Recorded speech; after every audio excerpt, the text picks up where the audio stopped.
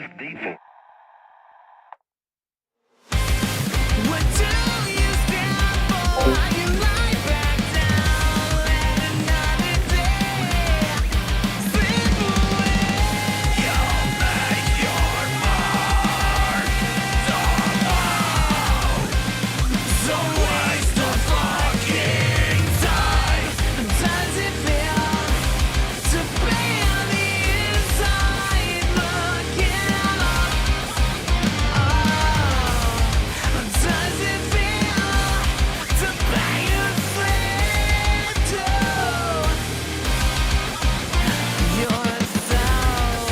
It can't bear your reflection.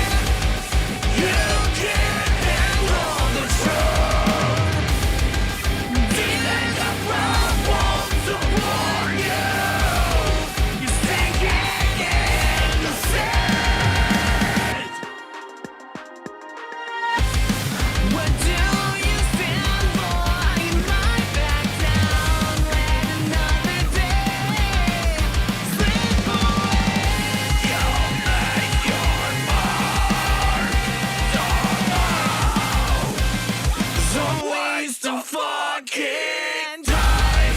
Does it feel to be on the inside looking up? Does it feel to be a slave to yourself? It can't bear your reflection. You can't handle the truth. Demons of wrath won't support you. You're sinking in the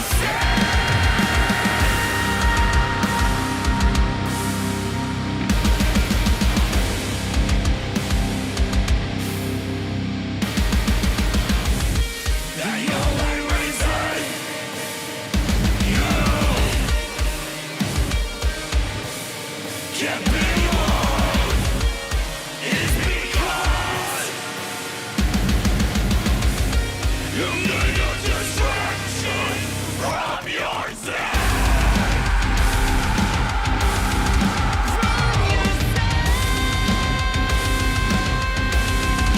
From your body.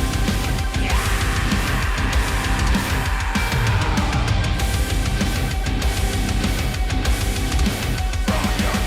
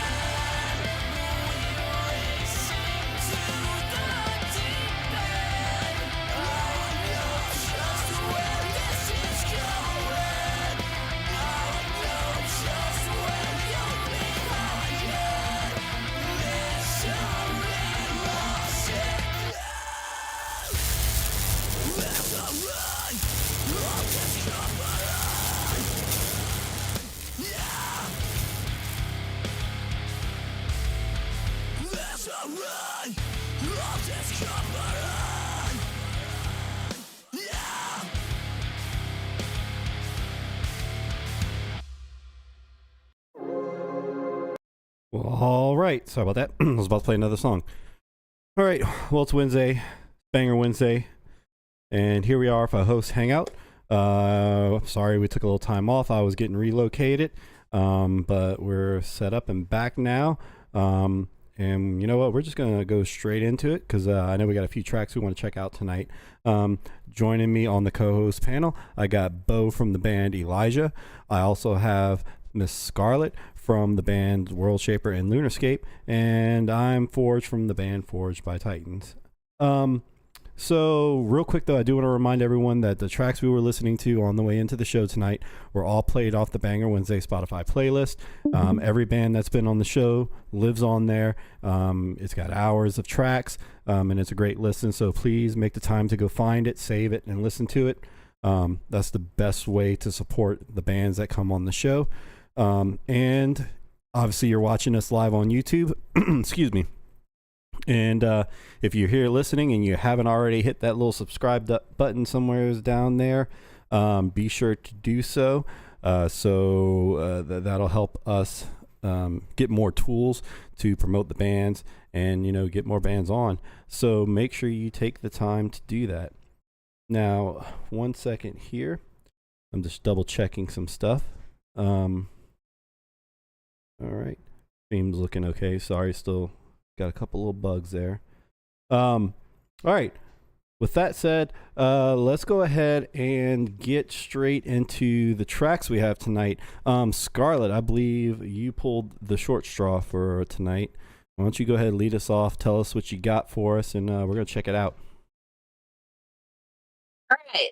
Awesome. So, what's up, everybody? I picked a song by Blood Red Hourglass. I haven't followed this band for a super long time, but I will tell you, I have their song called Nightmares or Dreams 2 on my workout playlist, and that shit gets me pumped up. All right. So I want to check out their new stuff. I have listened to a couple of their new songs. We Should Be Buried Like This is one of theirs that I think is a total banger right now, off their newer album. I have not listened to this track yet, so it is a blind listen for me. And I want to kind of see if it stays true to the other ones that I've heard off of their newer stuff. So let's see. Oh, yeah. That's what we need, some fast-paced stuff to wake everyone up. All right, I got that video queued up here, and it is a video, so if you are watching along, make sure you're paying attention to the screen. In fact, let me get it nice and big on the Discord screen for everybody. All right, so here we go. We're going to check out Scarlett's pick.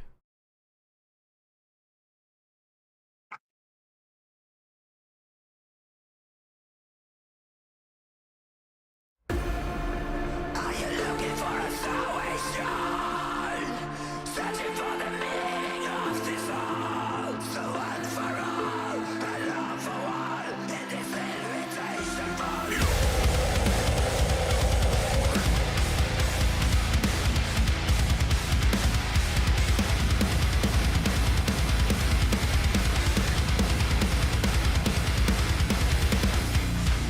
Are you looking for a salvation? With evil everywhere but in your heart. The justice for rest on your own. One for all, and love for one. It's the young ones and for fucking all. We are royally born. Bleed next to the stars. Lose balance to win the wars. Walk the dogs, they talk away the dark. Slowly die on wars.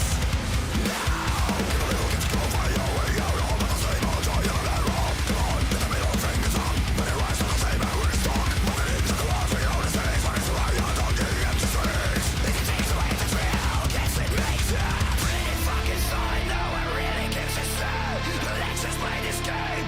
Choose to live a little.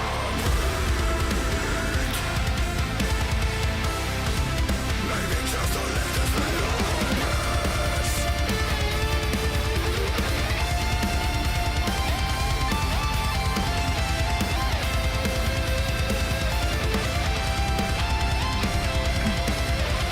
Looking for a salvation, searching for the meaning of this all.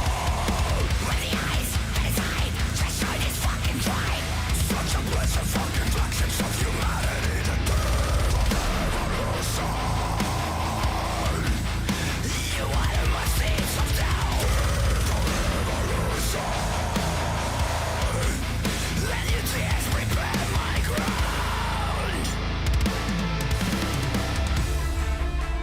Bleed next to the sharks. Lose balance to win the war. Walk the dogs to talk away the dark. To slowly die on.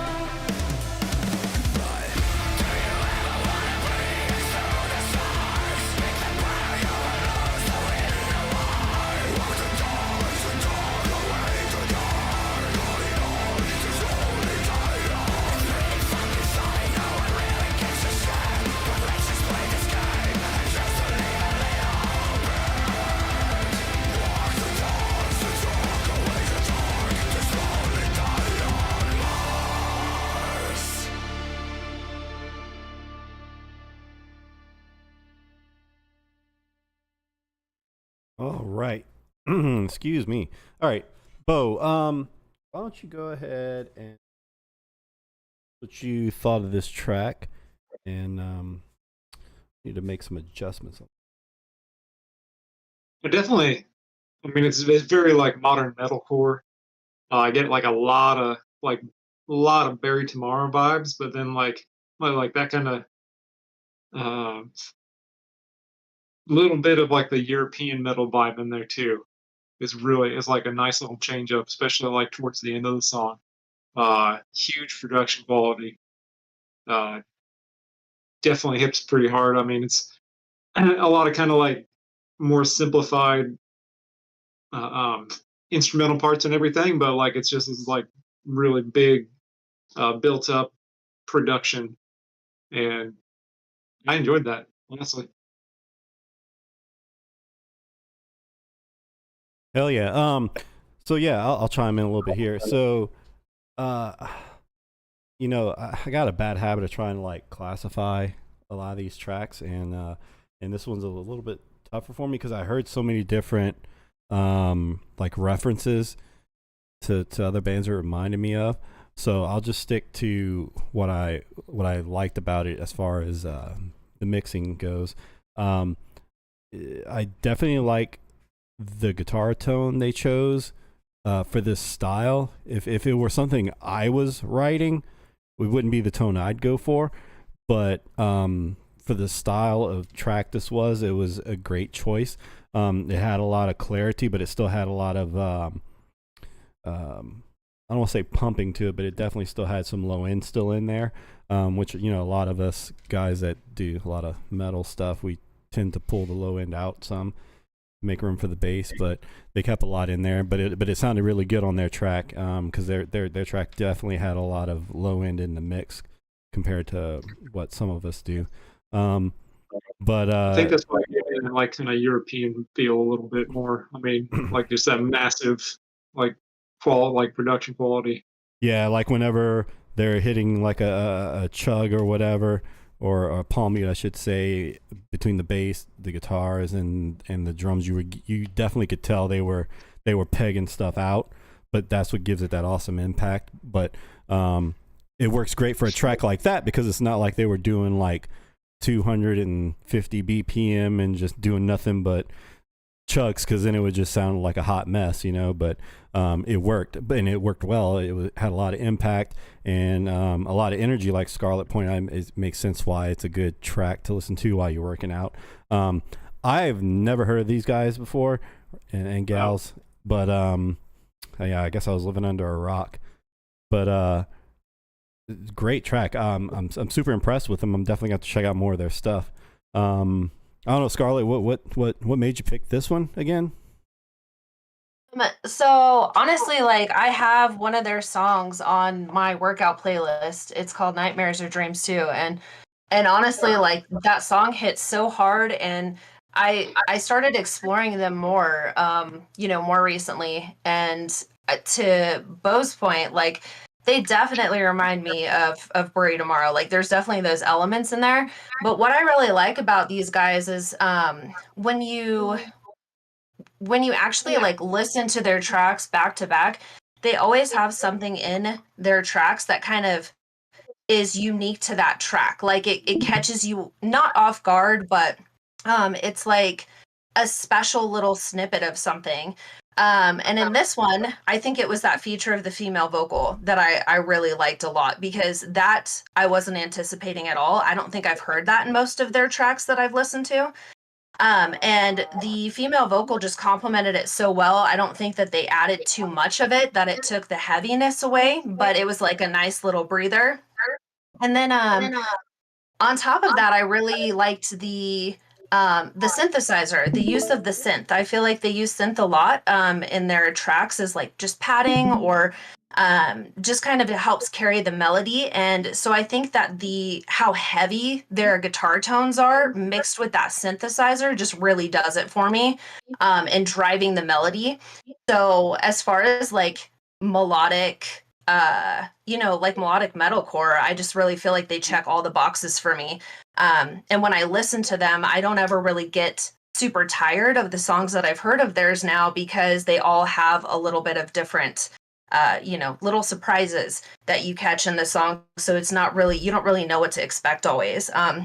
But I think this song, you know, pairs really nicely with the other one that I've heard off this album so far. We Should Be Buried Like This. I would recommend that you guys check that track out. It's really good too. And if you haven't heard of Blood Red Hourglass too much yet, do some exploring with them because they're pretty fun. So overall, I'm satisfied with the track. Much more satisfied than the last track that I picked for the host hangout. And we're not even going to talk about that, you guys. We're just going to talk about how good my pick was this time. Yeah, redemption's sweet, huh? I did it. Well, there you go. But yeah, so I didn't realize that the female vocals you said where it was a feature. I didn't realize that she wasn't part of the band. I assumed she was. But yeah, so that's now I'm going back again and I'm playing it through my head. The other thing I liked about them was their vocalist had a pretty wide range, I feel. I know that he had moments where it reminded me of kind of like a Mitch Lucker kind of, you know, piercing. Yes. Yeah, screech. Yes, I heard that. Yep. That vocal, that transition between like a lower scream and then up into that high scream sometime, which really added some really nice dynamic. Yeah, I feel you on that. I was going to mention that as well. Yeah, because it was kind of unexpected for the style of the instruments. But I mean, it worked great. I mean, I just didn't expect it, and then when it hit, it was like, okay, shit, do your thing, dude. But yeah, they definitely had a lot of really cool things going on. Because there's moments where, like, I don't know, for me it was borderline, you know, starting to fall back into the rock world, but then there were elements where they just were straight over in the metal world, getting pretty heavy.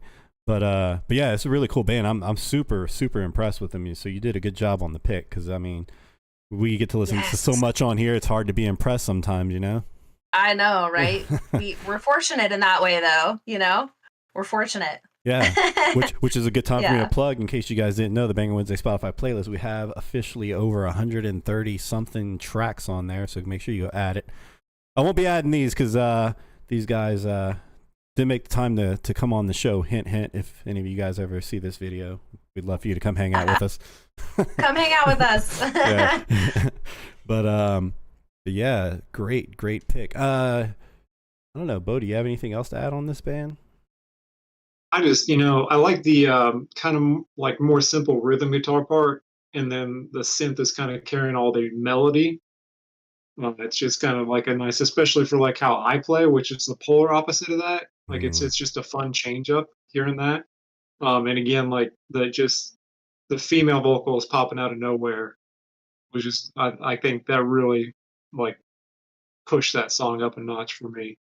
Yeah, and that's actually a really cool point you made, how they chose to do something simple on the guitars and let the melody get carried by the other items in there, and you know how you write different, and you know I obviously write different. I'm a guy that layers 4 or 5 guitars if I can get away with it.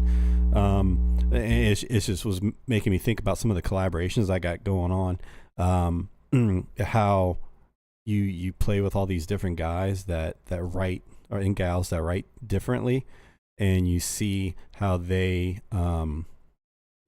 write and create, and what they pick to be like the lead. You learn a lot. You really do.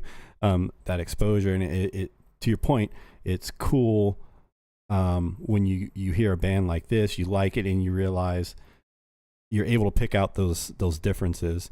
And again, it's a really good band, really good track, and they're doing something different than what some of us would do writing. So just adds to the layer of cool, if cool is still a cool word to use, of the track.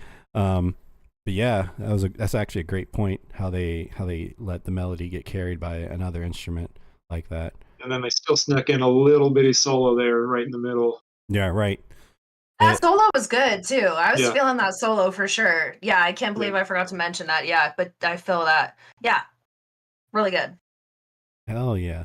So let me go back here again. I'll make sure I get this right. This was Blood Red Hourglass, right? And this track was called Royally Done. Mental note, I need to go check those guys out. I really do. But yeah, again, Scarlett, great first pick. Definitely high energy. Setting us off on the right foot, because the next thing we're going to go to is a little special treat.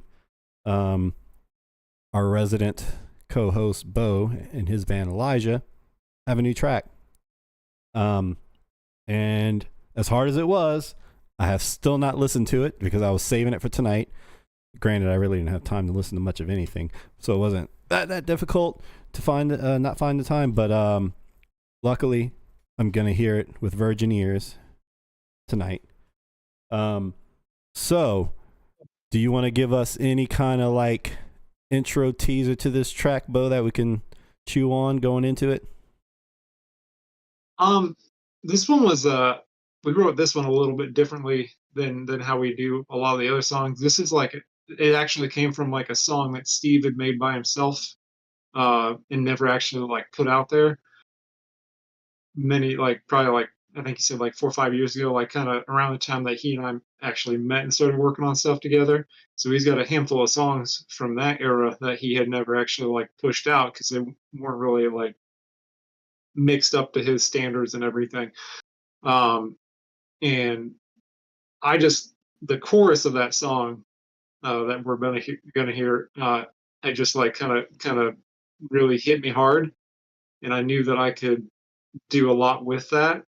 So I'm just kind of one of those like, hey, just let me and Victor take the wheel a little bit and do our thing on this, and just trust us on this one. So it was a lot of back and forth. I took care of big chunks of stuff, and then Vic came up with like the intro, and he crushed it on the rhythm parts on this song especially. And they kind of had the idea for all the little extra stuff like ambient stuff and everything going around. So he got to have a lot of fun with this one. It was a lot different than a lot of the other stuff that we put out, but still kind of in our line as far as music goes, and fits nice with everything we do. So we really we spent a lot of time with this and pushed it hard. Hell yeah. Well, he said the magic word. He said ambient. I love ambient stuff in music. I do a lot of it myself. So that was enough to get me excited, just hearing that one word. All the other stuff is great too. Like you and Victor taking the wheel as opposed to Jesus taking the wheel. That was great too. All that got me pumped for this track. So I'm pumped. so again, we got a resident co-host, Bo's band Elijah, dropped a new track. About to check that out. And it is it's a lyric video, right? Yeah, lyric video queued up. Put your eyes on the screen to enjoy the tunes both visually and through your ear holes. All right, here we go. Elijah, this is Pressure.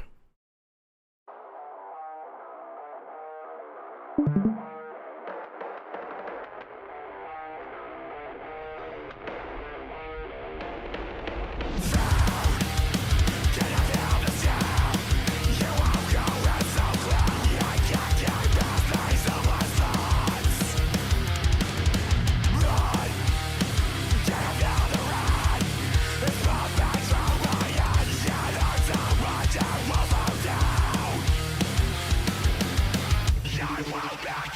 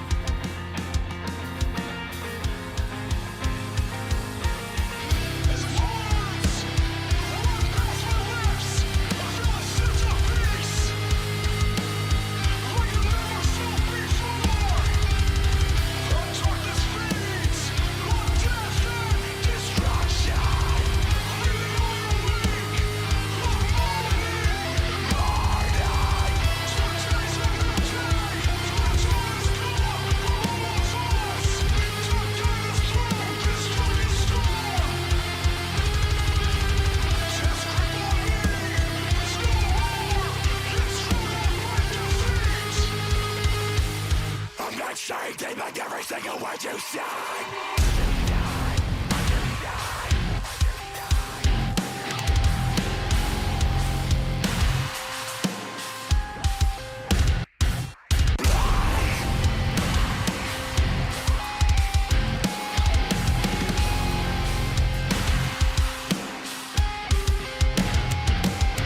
You're destroying all of this nation.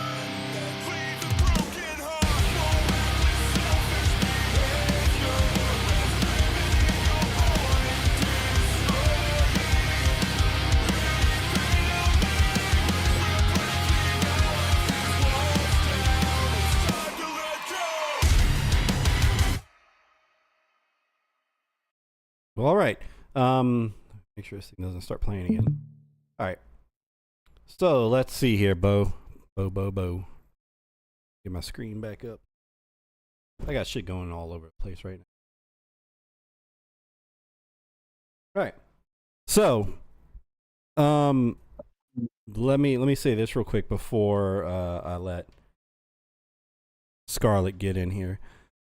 So, you guys are what? A tuning the majority of the track, and then you pitch down to like what? Like E, or a little lower? It should be F.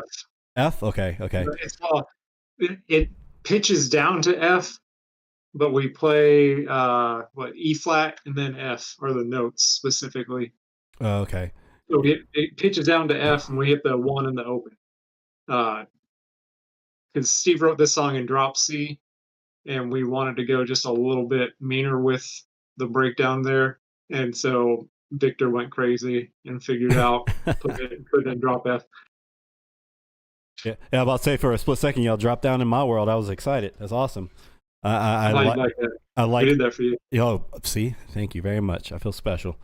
But yeah, man, I liked that contrast when you did the pitch, because it made the pitch down, that tuning much more intense, because obviously years are trained on one tuning, and then all of a sudden the bottom falls out. So it's just a really cool trick to make a track interesting, and especially whenever you guys have the right riffs to complement the tunings. It just intensifies that as well. But you know what? Scarlett, get in here and give us your thoughts. Well. We know that I done messed up, and I was listening to freaking the radio on shuffle on Spotify, and lo and behold, this track plays, and I look down, I'm like, this song's a fucking banger. I look down and I'm like, oh shit, that's my friend Boo. So I already heard the track before, okay, guys? It's not a blind listen for me, but it wasn't intentional. What I will say is it's just as damn good the second time around, because I didn't listen to it twice. I held out. And what I will say is I love so many parts about this song. It's probably my favorite song by you guys yet. And I love the catchiness of the freaking chorus, man. It's so catchy, but it's still heavy. And I still get that nostalgia of like the MySpace metalcore for sure. Like that's still coming out hard. And I really love the Haste the Day vibes that I get from you guys all the time because you still are very true to that, which I really enjoy. And I really liked that kind of interlude thing that was in there. I thought that was really cool. It kind of helped just to break things up a little bit. And I'm gonna go out on a limb here and ask you, is this song political? Because it looked like it was about some kind of politics. I don't know if you even know the answer to that question. It's more about Steve kind of we have like several songs that he's done that's kind of more based off of like family members with like it struggles with addiction of certain types. So that's kind of where several of his songs kind of stem off from. It's kind of more about that in a way than it is anything else. We try really hard not to do anything political or anything like that. Nice. I think It's just kind I of think that's yeah, it's a smart move. yeah, It's a smart move, yeah, because that's hot button. So yeah. I like that. I just yeah, some things in it made me feel like maybe it was political, but I really like that concept of it a lot more. I feel like that's relatable for people, and I just I just had to ask because I was very curious. But um I guess question that I'd have for you is what was your favorite part of this song that you got to track or write, or do you have a favorite part that you enjoy playing the most? So I love like pretty much every aspect of this song. Like we spent a lot of time just kind of redoing every little part. But it started off like almost sounding like it should have been like a cover of Haste the Day. And then Vic kind of got some inspiration and redid that whole intro riff, which is kind of a pain to like. It took a lot of time to like actually build up the endurance to get through that easily to play for a Mhm. show, and it was not really bad tracking. I have like my favorite two parts, and it's funny because my bass player said the same thing I'm about to say. During like the normal chorus, so the first two times we play the chorus, uh, we kind of strum on a chord, and then we do two funky little chords like kind of I do a lot of like kind of just call them inverted power chords because I don't spend enough time to actually figure out what the actual name of the chord is. But when we do that, we hit a nice little rhythm on it, and then we do these kind of interesting little rhythms after that that just kind of flowed really well. Um, that little dent to dent to dent to dent that we sneak in after we strum that main chord when we come into the chorus is like low key like one of the favorite parts of that song just because of how it moves so well. Yeah. Yeah. Um, when we do the chorus again at the end of the song, because we don't generally repeat, anything if we can help it. But this was such like the chorus was like vocally such a big part of why we wanted to use this song. So we brought it back at the end a third time, but there's actually a totally different instrumental thing going on underneath that you kind of get lost in the chorus for. But we're doing like we're doing octaves, but we're doing a harmonized octave, which would again like be a big throwback to like the Haste Today kind of MySpace core. Yeah. But you kind of get so lost in what all else is going on throughout the song that like unless you're really paying attention to it, you might not quite pick it up really like the first time you listen to it. Yeah. And then the rhythms are like the actual breakdown parts are just super fun. Um, Especially we pitch down live with our fractals real fast to play that breakdown when we play it live. Just tap a button and it hits it. Like the virtual capo on the fractals is really fun. Um, but yeah, every part of that song we put an insane amount of time into just kind of perfecting. We You can tell. Yeah. we joke all the time. We're trying to like work on some more music right now. We joke all the time about it, and like, how are we going to do it? How are we going to actually like knock out a whole EP when it takes us like this long to because we put so much into one song at a time. But I mean, there's always like a reason for it, for all the songs that we've done taking forever to actually like, all right, now it's ready to go. So And that's good though. That's good that you guys put so much care and nurturing into your sound. And I mean, it definitely proves true to, you know, what you guys are accomplishing and everything, because I mean, the sound of that song is huge, man. It's good. It's really good. It sounds so polished. The mixing and the mastering is phenomenal. Like the guitar tones, just I mean, I think you guys really hit a home run with this one. And I'm really proud of you. Like that's freaking awesome, dude. I can't wait to hear more songs from you guys now. But yeah, I was so pleasantly surprised when I heard this come on my radio, and I'm like, damn, this shit slams. And I looked down and it was you. I was like, shit, you know, because I know I'm not supposed to listen to the tracks before the show, but I had to finish it out because it was so good. So I'm super pumped for you, and I hope you guys keep putting this kind of stuff out, man. It's freaking awesome. Yeah, hell yeah. And then real quick, for those watching at home, if for some reason a setting screen pops up in your face on the stream, my bad. I had to adjust the setting, and I didn't think about it popping up on the screen, so I apologize in advance. But yeah, so back to this track. So Bo, I saw on the lyric video right when it started, it said mixed and mastered by I think it was Brian somebody or another. What's the backstory on this guy? oh man. Okay, so he did this song and he did Illusion and Curses that we did last fall. So he is kind of like a legend in the Indianapolis scene. Everybody calls him Bone. It goes back, 20 plus years that he was doing this same stuff while he was playing around in hardcore bands and stuff like that. Like I think he more like death metal and stuff like that. He was just into everything, and he with everybody from the scene back in the day, and did just everything and everything. And he kind of a bunch like our bassist and our drummer knew him from working with him a bunch, and then I've got several buddies that worked with him a bunch. And he kind of tries to be low key about actually like actively recording, because he doesn't want to advertise that he's actually doing it. He just wants to work with people that he likes. Oh yeah. So he just has, I mean, and a bunch of them are our friends bands that are in the scene here and everything.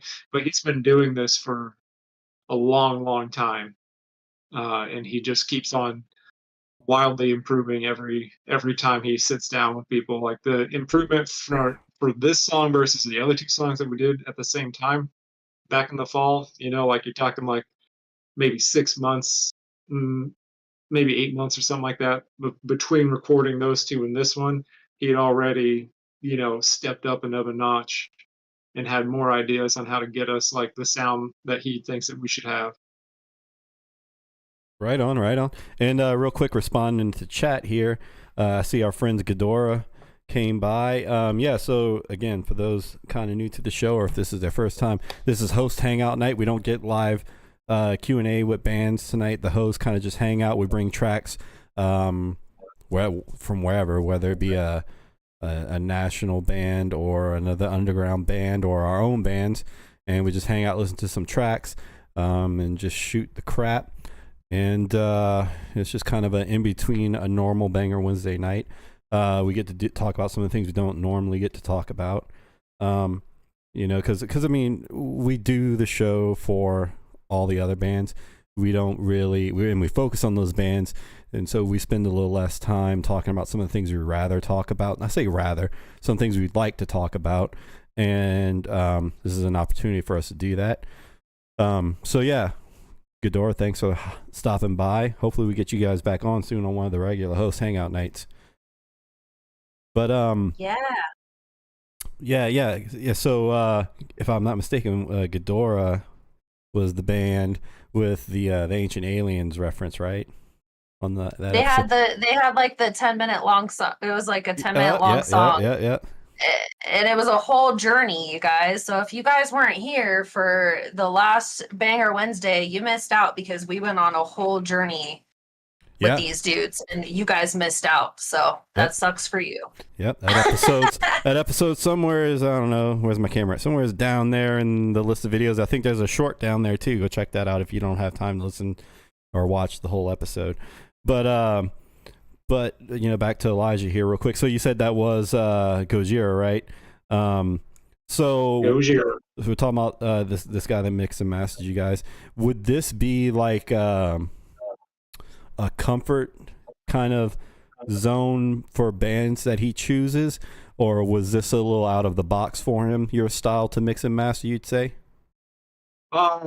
He definitely does a lot of stuff like us. There's a good 2 or 3 other like metalcore bands that we play a lot of shows with that work with him or have done a bunch of stuff with him, and he's definitely helped develop their sound, and that carries over to the live show because he's all those little ambient things and all that stuff, like we're slowly trying to incorporate a little bit of that stuff into like backing tracks and everything. The bands that we do a lot of stuff with are full blown backing tracks and all this stuff. So he definitely has a huge hand in how they actually sound live as well, because they're using a lot of that stuff that he's developing with them and everything. And he's really big on the production side. So he likes you coming in with like, a song that's like 60-70% done so that he can help you finish it and really kind of get his mark on what you're doing and everything. But this is all just like just him on his own. He's not trying to do it as like a full production company and have like a little label or anything. It's just like, hey, we got a couple songs. You know that we love you and we know that you're going to make us sound the way that we want to sound. So let's figure out when we can get in together. Yeah, Awesome, dude, because you can hear it. Like you can hear it in the mixing. Like he really nurtured the mixing and mastering of this song, and you can tell. You can tell very much. And the awesome thing about it too is it still sounds very much like you guys.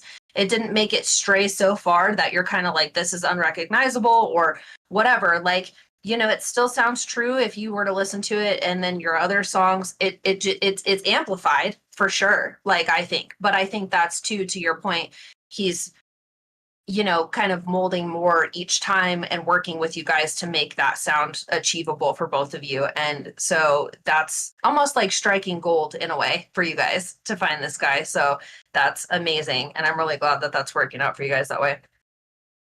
He's just the nicest guy. Like you do this stuff like in like basically like a corner of his living room in his house is where you're doing like most of the stuff, just tracking and everything.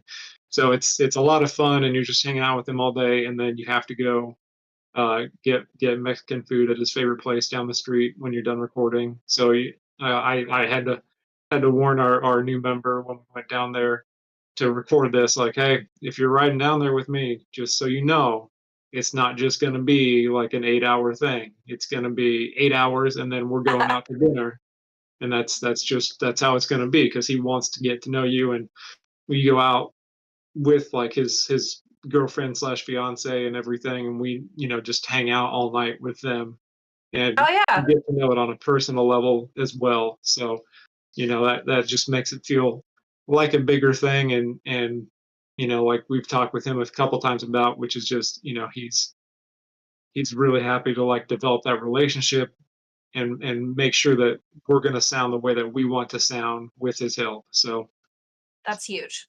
And it's a big deal that he's so happy to put his name on it. You know what I'm saying? Like he's that proud of it. And that's freaking awesome that you guys have that kind of a partnership. Hell yeah. But yeah, so I like, and I asked that question because I really like how he mixes and masters you guys' style. I think it works super well. And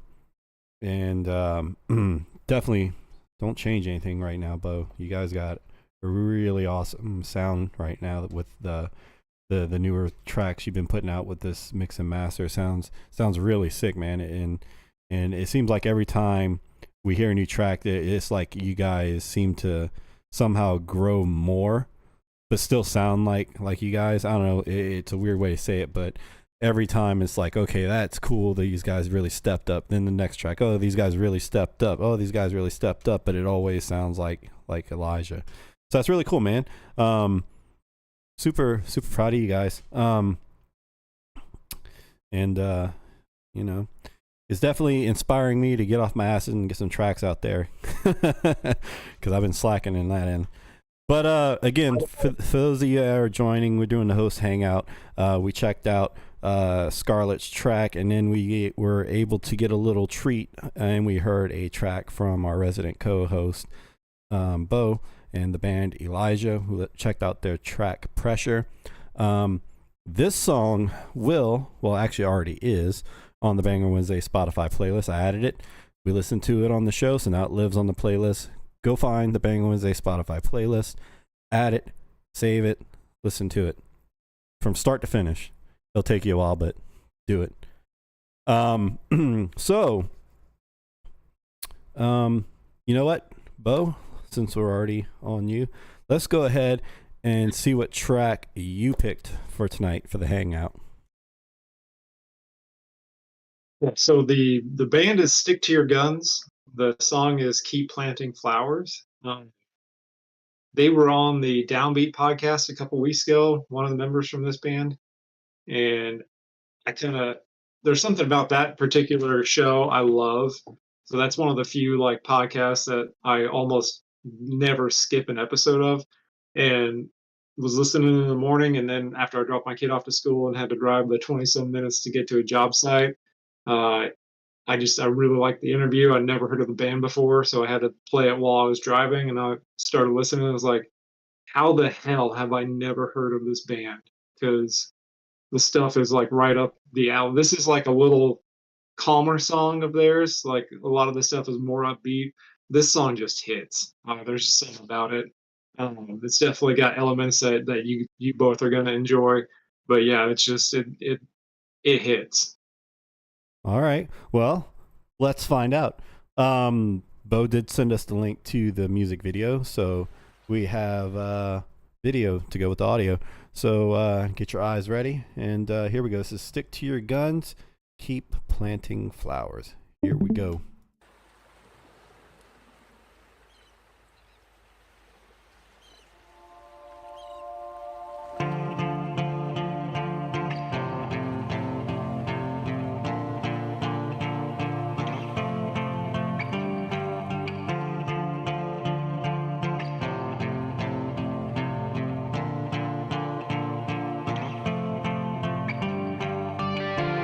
I wish that I knew what it took to walk through that door you can never come back from. And I wish I knew you were in pain, 'cause if it's all the same, you were always invincible to me. You said you just needed some space, and you said you just needed to clear your head.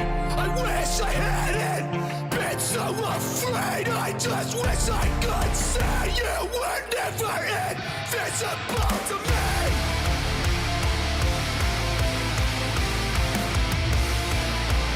You were never invisible to me.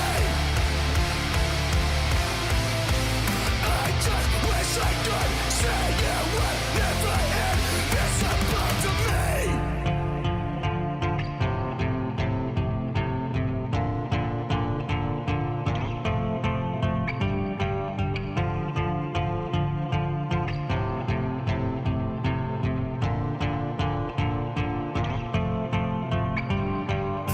I don't know what you've endured, but I know life can be such an unbearable reward. Some for those who've been truly devoured. Keep letting flowers. You were never invisible to me.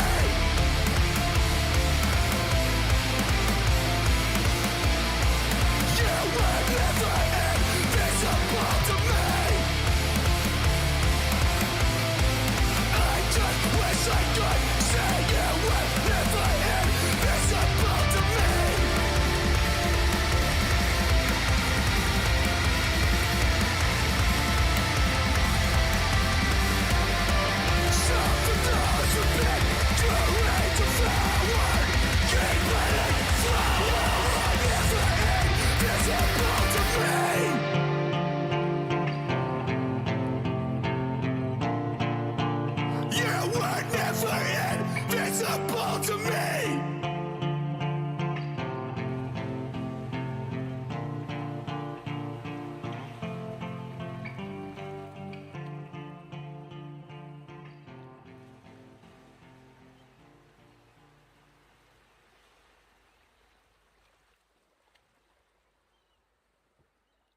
All right.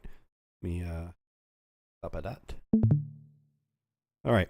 So I'm gonna say this real quick because I thought it was interesting. So the clean guitar part, trying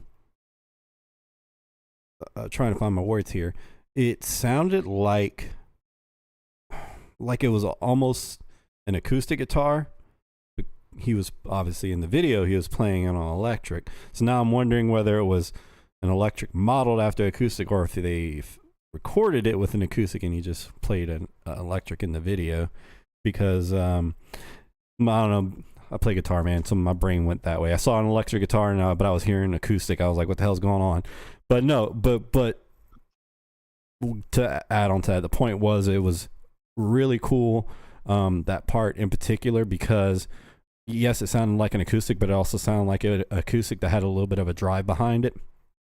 Something you don't hear too often, but it sounded really cool because it added, even though it was meant to be soft and a little bit more laid back, just having the guitar set up like that to sound like an acoustic with a little bit of drive, it added a little bit more angst, I guess, into that segment.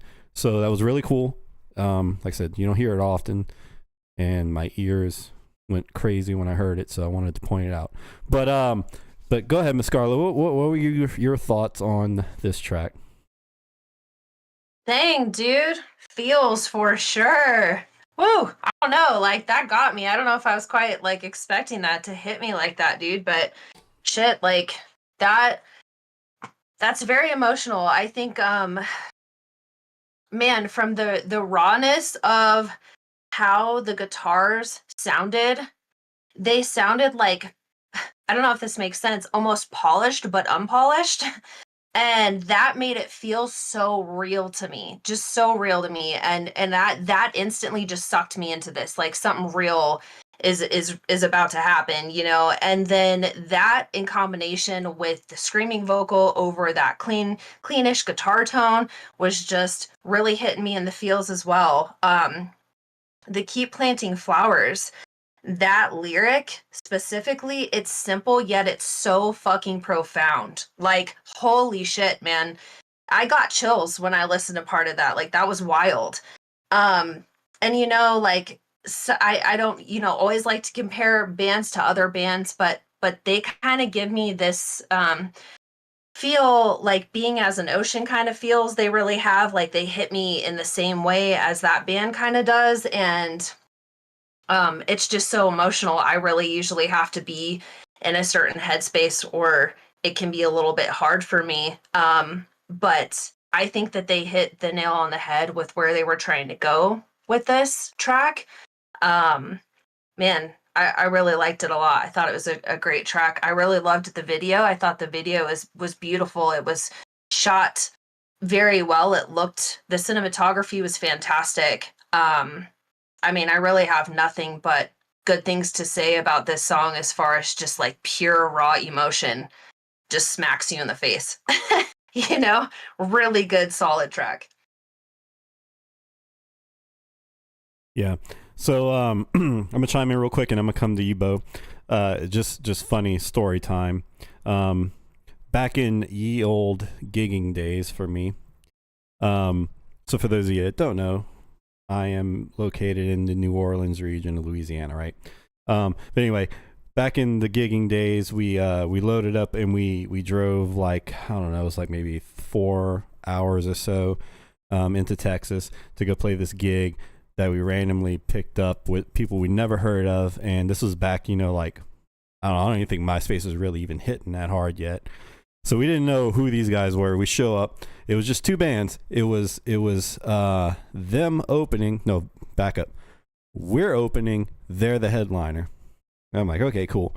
Little bar. We get there and we play, and then they were late, the headliner, and so they come in, and it's just two guys and two acoustic guitars. And we're like, did we get on one of those bills you're not supposed to be on? You know, like, what the hell happened? So they sit there and they start jamming out and stuff on their acoustics, and it was like, maybe if I had to put a number on it, 30% actual acoustic stuff, and the rest of it was all like distorted acoustic stuff. It was the weirdest things ever. But they did have a moment where they had a similar guitar tone, kind of like this track where it was acoustic, but just kind of had like a little drive behind it. I don't know, just random story. Sorry, went down that tangent, but that's what popped in my head listening to that part. Oh, I remember their name. Their name was you're gonna love this one, Whiskey Dick. Whiskey Dick was the name of the band. You can imagine what their songs were like, because whatever you're thinking they sound like, you're probably right. Yeah, That sounds like a Texas band. yeah. It was great. These two really big guys with acoustics, and they're just like, when I'm telling you, they're like playing the shit out of these acoustics. They're playing the shit out of the acoustics because, you know, they're mic'd or whatever, so you're hearing their acoustics through the speakers, but you're hearing the acoustic itself because they're slapping the strings so damn hard with their picks, and they're rocking out and stuff. Man, just I don't know. Wild tangent. I'm sorry. Go ahead, Bo. Tell us That's more about awesome. this, man. Go ahead, Bo. Story time is great. Yeah. No, I just, like I said, I'd never actually listened to them. Obviously, like they've been around for a minute, on a big label and everything. But yeah, every song I listened to, I loved. It gives me a lot of this like kind of more early 2000s, but modern kind of vibe for like the hardcore stuff. Like, I was obsessed with like Comeback Kid back in the day and everything too, like bands like that. I've been really obsessed with like While She Sleeps the last few years. Just that kind of music just gets me going, like like Rise Against kind of stuff, and this just kind of hits a lot of those notes. But then when this song came on, like I think I had to like put it on repeat 4 or 5 times while I was driving because I was trying to like take it all in. It just Yeah. there's something about it that just hit everything. I'm a sucker for anything that's cleanish, but put like when I play clean, it has delay and reverb, and my boost pedal does not get shut off. I'm an absolute sucker for that kind of sound. I don't know why, I just am. So when I hear that guitar sound playing, that's just like a dirty clean thing going on. I don't know. That's gonna get me, but that singer is just powerful. Mm-hmm. Like that's just all there is to it. That singer is powerful. The rest of the music is really simple. The leads are really simple but very well done. Like the melodies and everything are simple, well done.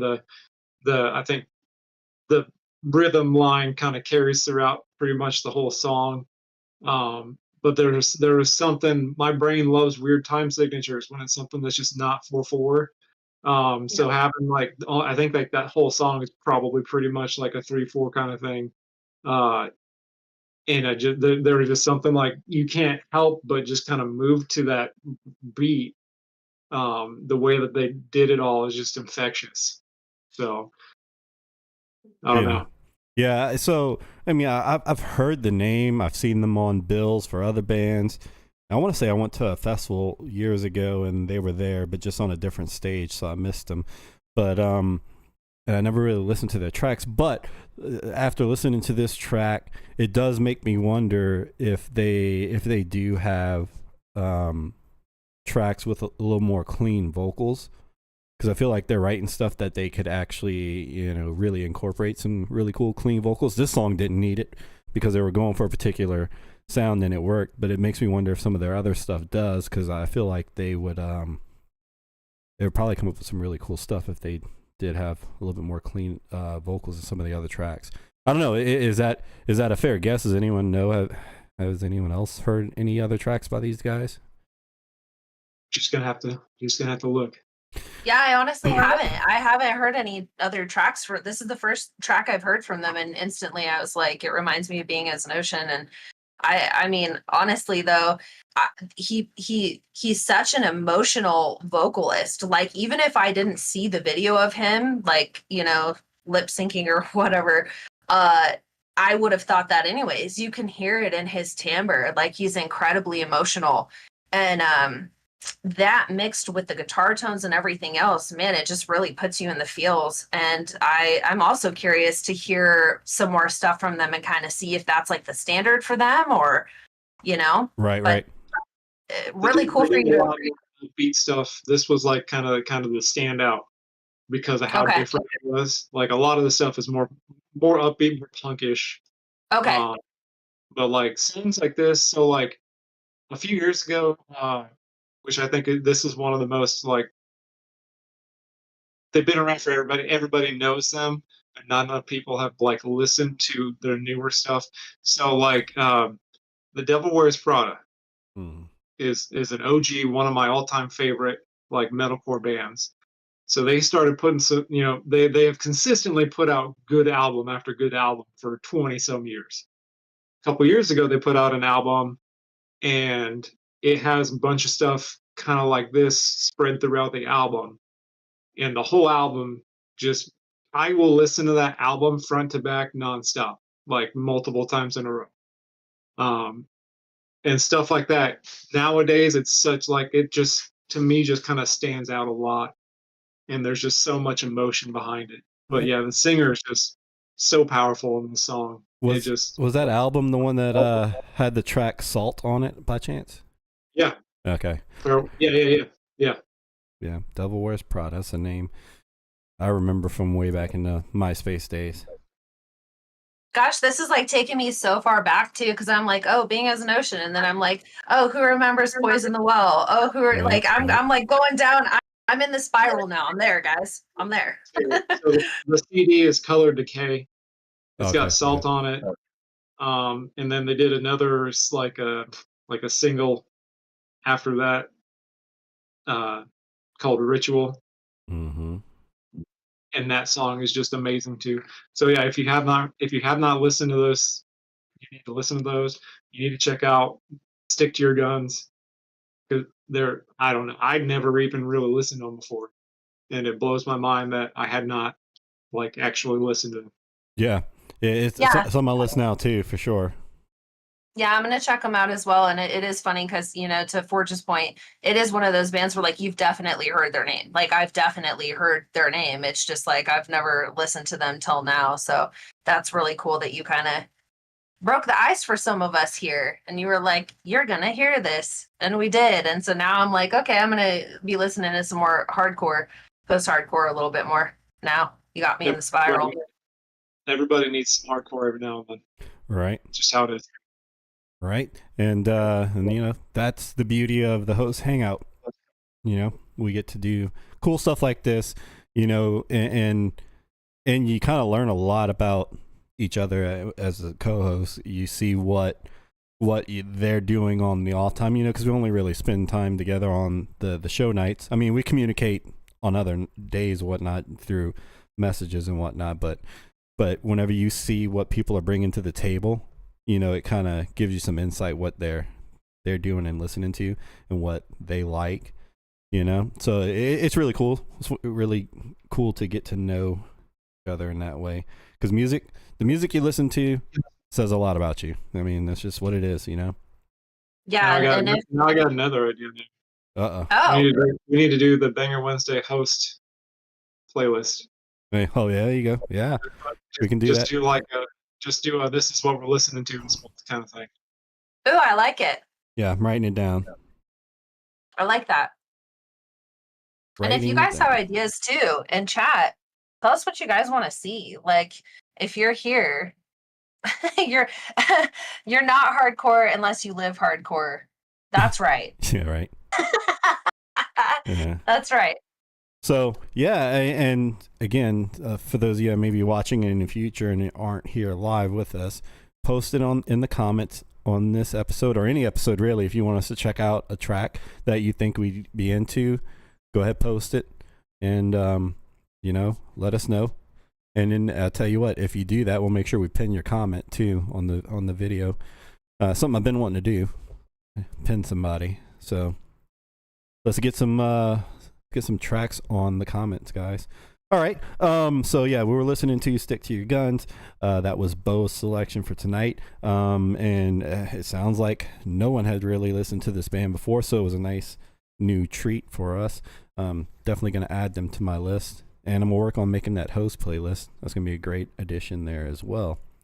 Again, if anyone just joined in, we are doing our host hangout. Tonight's the night we just, as hosts, bring in tracks that we're listening to share with everyone. No live Q&A with bands tonight. That'll be on the next episode. But yeah, so I guess now it'll be my turn for a track. So let me see here. I brought a band, I've followed over the years off and on. Excuse me. And then they kind of fell off my radar for a while. I don't know why exactly, but they did. Just what everything else I've been listening to. But I came across this new track, heard the first few seconds of it, and I'm like, I'm not going to listen to this anymore. I'm going to save it for the hangout. So I'm anxious to get into it because these guys are kind of like more in my realm, a little bit more modern. Obviously, I come from the old school world of metalcore, but these guys definitely got a much more modern flair to it. So again, like I said a minute ago, it kind of gives you insight to what the hosts are listening to and what they're into, and this is definitely something that attracts me. So I was anxious to get it on here and share it with everyone. I don't know, either of you guys heard of Archers before? Yeah, Have not, so Okay. I'm excited. So I think they got a good Oh, yeah. mix. I think it's hard for most people to not enjoy them. So I think this will be a winner for you there, Scarlett, and everyone else watching. So they do have a video as well. We were fortunate to have all these videos tonight. This song's called Never Enough. So get your listening ears on and your eyes on the screen so you can enjoy the video. And here we go. This is Archers.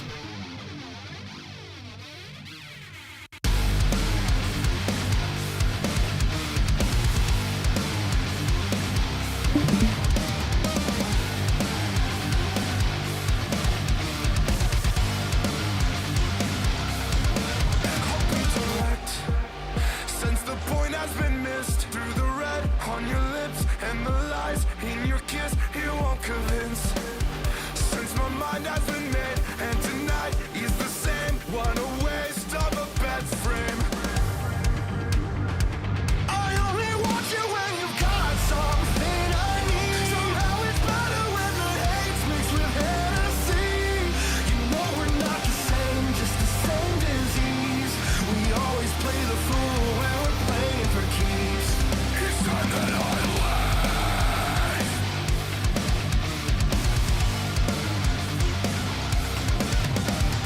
Out of sight, out of mind, on my temporary high. Hate myself in the morning, but tonight I'm fine. And we do it again, it never fucking ends. Out of sight, out of mind. I'm on my temporary high. I only want you when you've got something I need. Somehow it's better when the hate's mixed with Hennessy. You know we're not the same, just the same disease. We always play the fool when we're playing for keeps. And I hate it, what we're doing lately. I don't wanna say it to your face. Am I lovesick or sick of the love? What do we make of? Enough is never enough. Enough is never enough.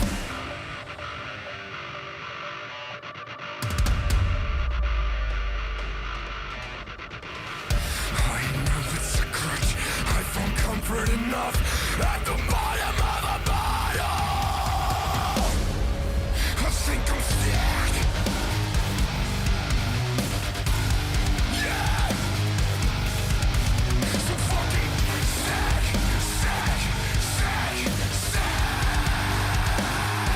I only want you when you've got something I need. Somehow it's better when the hate's mixed with Hennessy. You know we're not the same, just the same disease. We always play the fool when we're playing for keeps. And I hate it, what we're doing lately. I don't wanna say it to your face.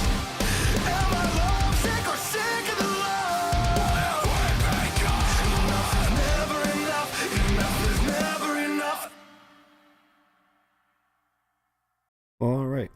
stop that. Excuse me. So yeah, so that was Archers. Track I hadn't heard of before. I was actually listening to it for the first time with you guys. Like I said, I heard the first few minutes and then I was like, I'm taking that to the show. So I don't know. Scarlett, what were your thoughts on that track? Well, I definitely hear the modern metal sound that you're talking about for sure. The guitar tones are very, very modern metal. So I think it fits directly into that category. What I will say is the vocalist, the clean vocalist, timbre, reminds me of A Day to Remember a lot. Except I think he is a little better. A little better. I don't want to get whoa, comments might get crazy, all right? But I just want to say I think he's a little bit better. I think he's got a little more soul in his vocal, which I really appreciate. And I think he's got really great control. I think that bass player is a fucking shredder, man. And I really like how that bass tone comes out in the mix. It's nice and strong. It complements everything real nice. And I actually enjoyed his screaming timbre as well. So I think it's pretty cool that he's doing those screams and playing bass difficulty level of that stature together. I think that's something to be impressed by for sure. I like that the song definitely had lots of energy throughout. There was never really any super low points. It was just kind of high energy through the whole thing there. Like that's definitely one to get you revved up and just keep going. Not a whole lot of breaks, so I hope those guys are ready for the marathon. But yeah, I mean overall, I think it was a solid track. Yeah. Yeah, and I'm chiming in real quick, and I'll come over to you, Bo. But one of the things you just said, in regards to the bass, is something that I have grown, I guess, over time to like. Back in the day, OG, mixes and masters, the bass was kind of like an afterthought, and it was kind of mixed out. Yep. They let the guitars kind of like really take over the range, and then as you started getting into some of these modern bands, they started pulling that low end back end, and I guess over the time I didn't realize how much I actually liked that sound. Being in the world we were in for so long, it was like you don't need all that bass. Dip that out. But I think that's why I've come to love modern music so much, because it brings that instrument back in and it adds a lot more balls to it. And it, I don't know, it's just a great sound overall. I just really like it. And it's something I've been trying to pull into my own music as well. But it's cool that that's one of the things you notice, because that's part of the reason why I like it. So awesome. Yes. Bo, chime in. I do agree. I think that you have to have like a chunky ass bass. Like if you want to play like heavy music now, like you have to accept that like a mean gnarly bass is gonna be just as important as like a decent drummer or a decent rhythm guitar player when it comes to like actually having like a heavy track and like a something that, especially, I mean, that the mixes for what we listen to and everything, like it's super important when you go and like see it live. Like the bass has to pop, like it's gotta like drive everything. So I'm really agree. I agree with you wholeheartedly. Like back then, like you heard like Old As I Lay Dying was just nothing but like the stereotypical like scooped mids and EMG pickup guitars, and you didn't even know there was a bass playing half the time. Yep. It's gotta. I don't know. New like to me, like music now, it's so important. And with even with our sound that we like to have, like we don't do scooped anything. Like it's just got to be like a wall of sound, and the bass, and we drop A is not that low, but the bass is what helps push that even heavier than what it is. Yeah. But so Archers, has done like a lot of stuff with some of the bigger like local like Indianapolis metalcore bands, like taking them out for shows and stuff like that. And they were involved with the Elder Emo podcast that we tried to get on the show for guests one time. They kind of, I think they might have officially called it quits. I can't tell yet for this, which kind of sad, but they did a lot with those people too. So I've kind of been exposed to them a decent amount. I enjoy Archers. The stuff that they can pull off, like the guitarists are amazing. Like the bass player is amazing, but the guitarists are insane. Yeah. The thing with Archers is, I think Archers is the band Architects if they were making club music. Yeah, I would agree. Like That's fair. all- That's fair. all the- I see all it. the vocals are kind of the same as this song. Like it's all kind of like it's all stuff like that. Like there's a lot of stuff that kind of carries, like every song's kind of got the same overall vibe as far as like Yep. the lyrics and stuff goes, but it's Yep. seriously like just modern metalcore for clubs. And I that's hear fine. that. I That's hear cool. that. The singer absolutely has pipes, and Yeah, That- that's he could sing. what sets them apart a lot, I think, from a lot of bands is that singer's just got a crazy range. I think the thing that when I heard him say modern metalcore, I kind of knew what to expect. You know what I mean? Very, very into that exact image, sound, everything. I think what threw me off the most out of all of that, with what I saw and heard, was the Dude's Ed Hardy shirt. Dude, I saw it and I wanted to say something about it, but then I just didn't. I saw it. I swear I saw it. What that was the was it the bass player or the guitar player that had it on? I think it was the bass player, dude. Yeah. I was just like, what? Yeah. Like, I don't even. It kept flashing up. I'm like, wait, is that Ed Hardy shirt? Yeah, it was the glimmer, the freaking bedazzles on Yeah. it, dude. They kept shining in the light, and I was like, damn, that caught me off guard, like hard. It wasn't anything in the music. It was that shirt for show. Mhm. Like, I need to do some research, like listen to some actual like interviews and stuff with them. I feel like they had to have all met at like a frat party and just been like, this music sucks. We like the heavy stuff, Yeah, yeah. and then Oh, that's just shit. how this will happen. That could have been what happened, for sure. Yeah. It had a lot of electronic elements in it, lots and lots of. So I get exactly what you're saying, Bo, with the dance music aspect of it, and Architects more danced out. I hear that for sure. After you said that, I was like, ding, that's it. But hey, I mean, it's definitely its own thing. Like I don't think I can think of anybody that does quite what they're doing. Like especially again, like with like the lyrics and everything and all that stuff. Like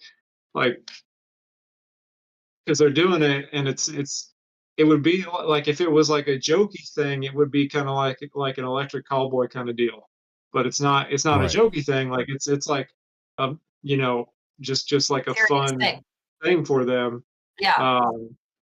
So like it's hard for me to peg. I don't know if there's anything else like that I hear that's kind of the vibe that they have on this. Right.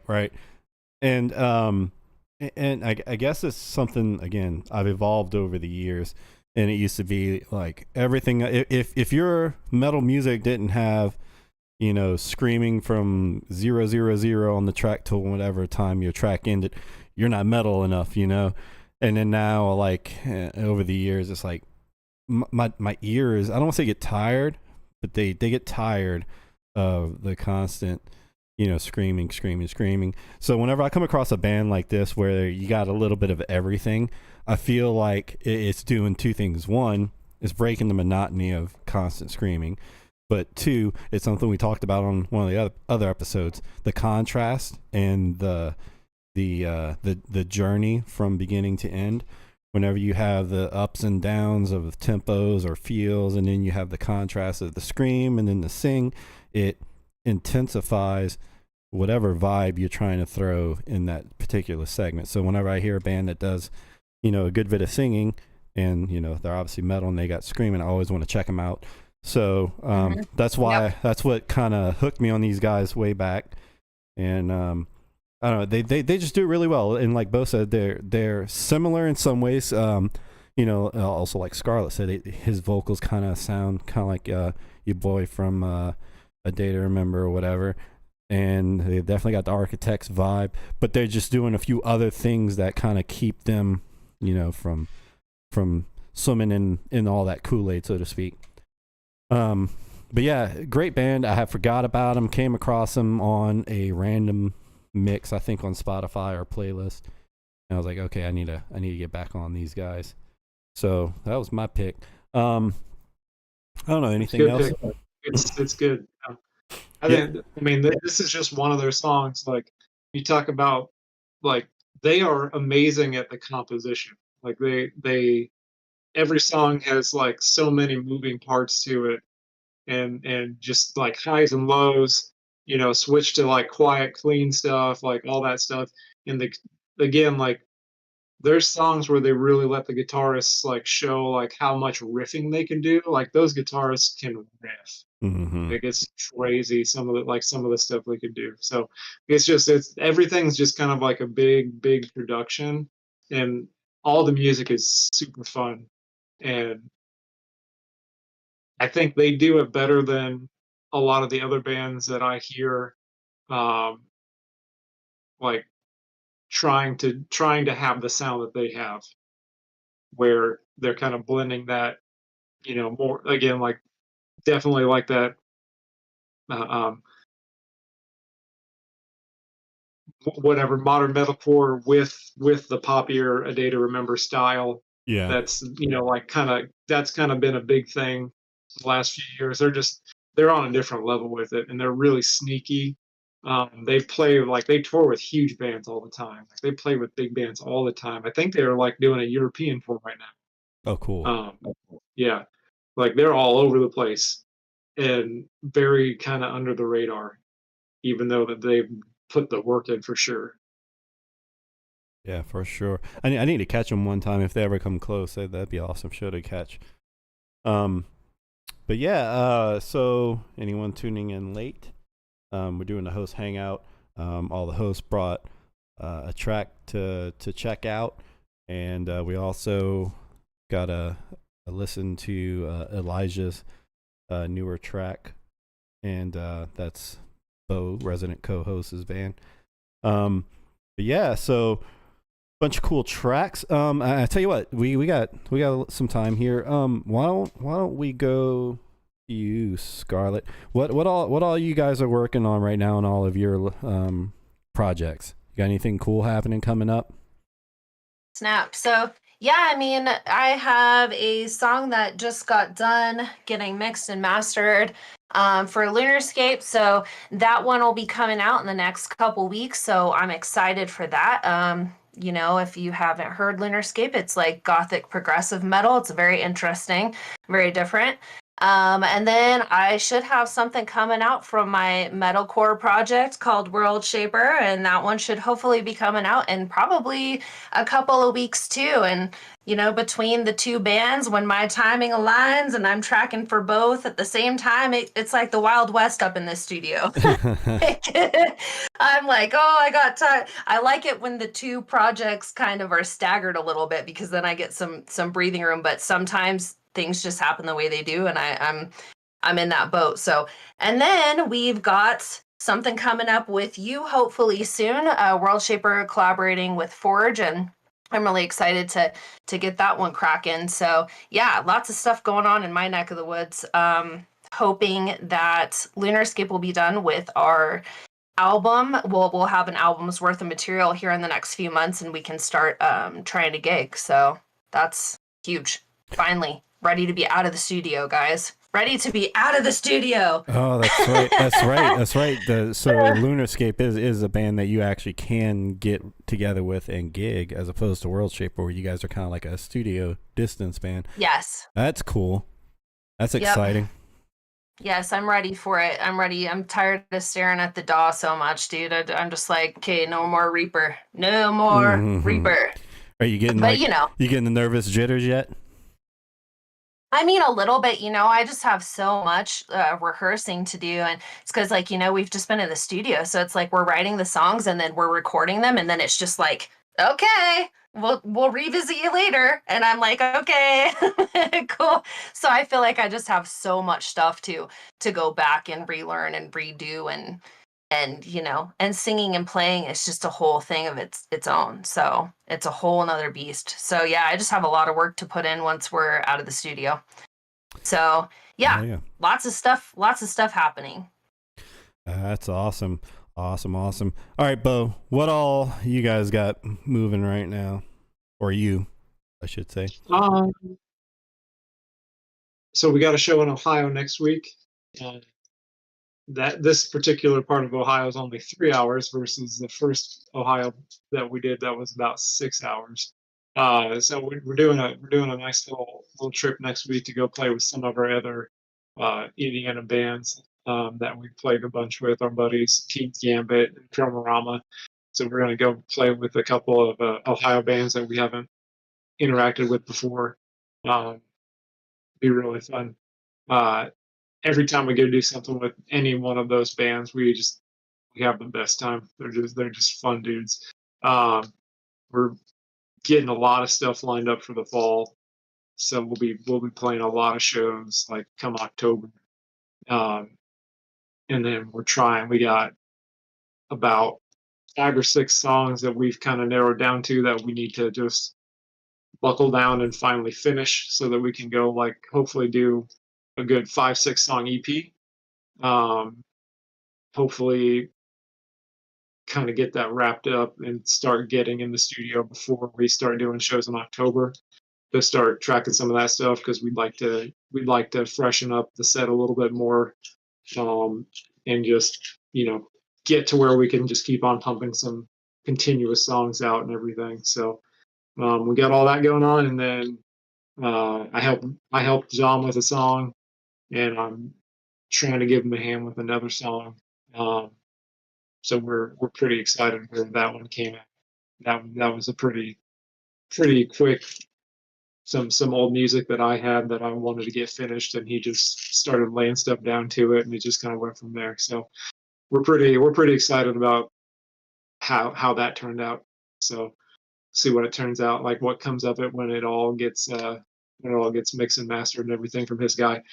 So that was fun, and that was how I reminded myself that I need to start tracking DIs while I'm writing parts, uh, because going back through and having to retrack just so I can have a single DI for everything, and then my nitpickiness and perfectionist having to sit there like, nope, nope, that wasn't nope. Just I spent like probably 3 nights just trying to do one 3 minute long song and get it all down right. Hmm. So track your DIs. Right. And let me ask you this, Bo. So I've seen music videos for Scarlet. I've seen music videos for Dom.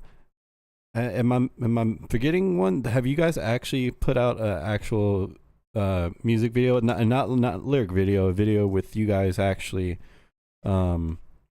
intentionally making a music video? You got anything We like that coming? we have not done that yet. It's something we'd love to do. We have but like our buddies at Chronorama run a production company. We've got well, Bone does production too. The guy that records us, he does it for more expensive people than what we can do. Um, Right.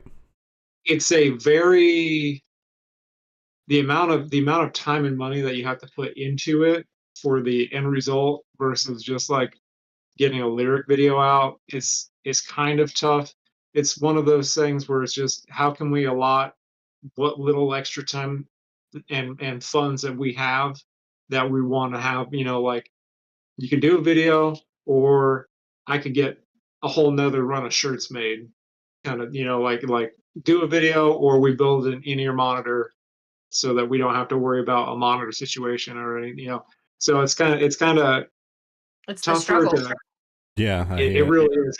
It's tougher to see like where you want to allocate time or funds because if you're doing it yourself, we're still trying to like I mean not rapidly, but like most of our spare time that we're not trying to get together to practice for a show or playing a show, we're all trying, to write the best music or like, the best songs that we can get out there. And it's really tough when our focus is just to like keep on putting songs out. It's really tough to try to figure out like when we actually are going to do a video. We've recorded a little bit of live footage. We'll keep on doing some live footage, like to Pressure, because we're trying to implement all the little stuff in it. So that one's getting played to a click when we play live. So we thought that would be fun to get some live footage of and maybe do something with that with some live shows. But it's a really tough one. In our eyes, we're still pretty young in the scene and everything, and we kind of focus more on establishing ourselves, at a certain level, just with the music and live show that we're going to do. Eventually, we'll have to do, some kind of fun video, but it's just, we've talked about it, and it's just it gets down to the nitty gritty, and like Pressure, we have the Unearth show coming up.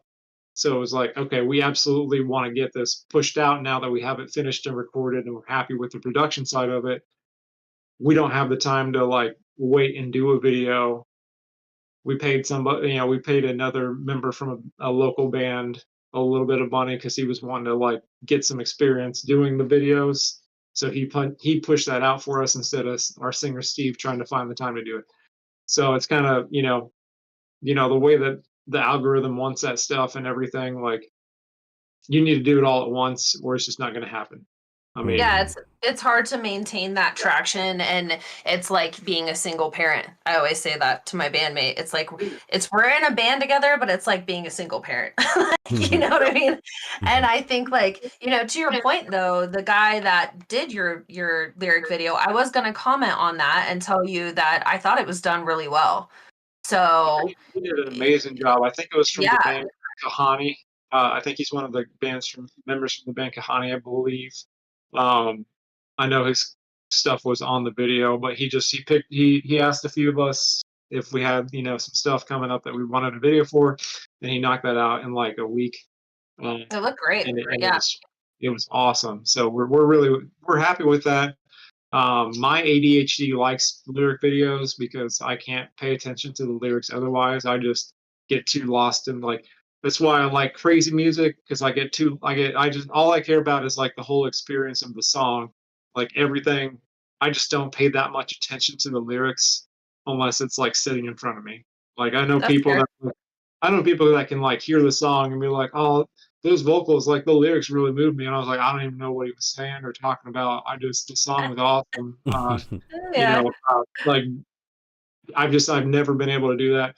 And we still have people like, we had 3 kids show up at the show for Unearth that memorized like all of our songs, including Pressure that we had just dropped that Oh, week.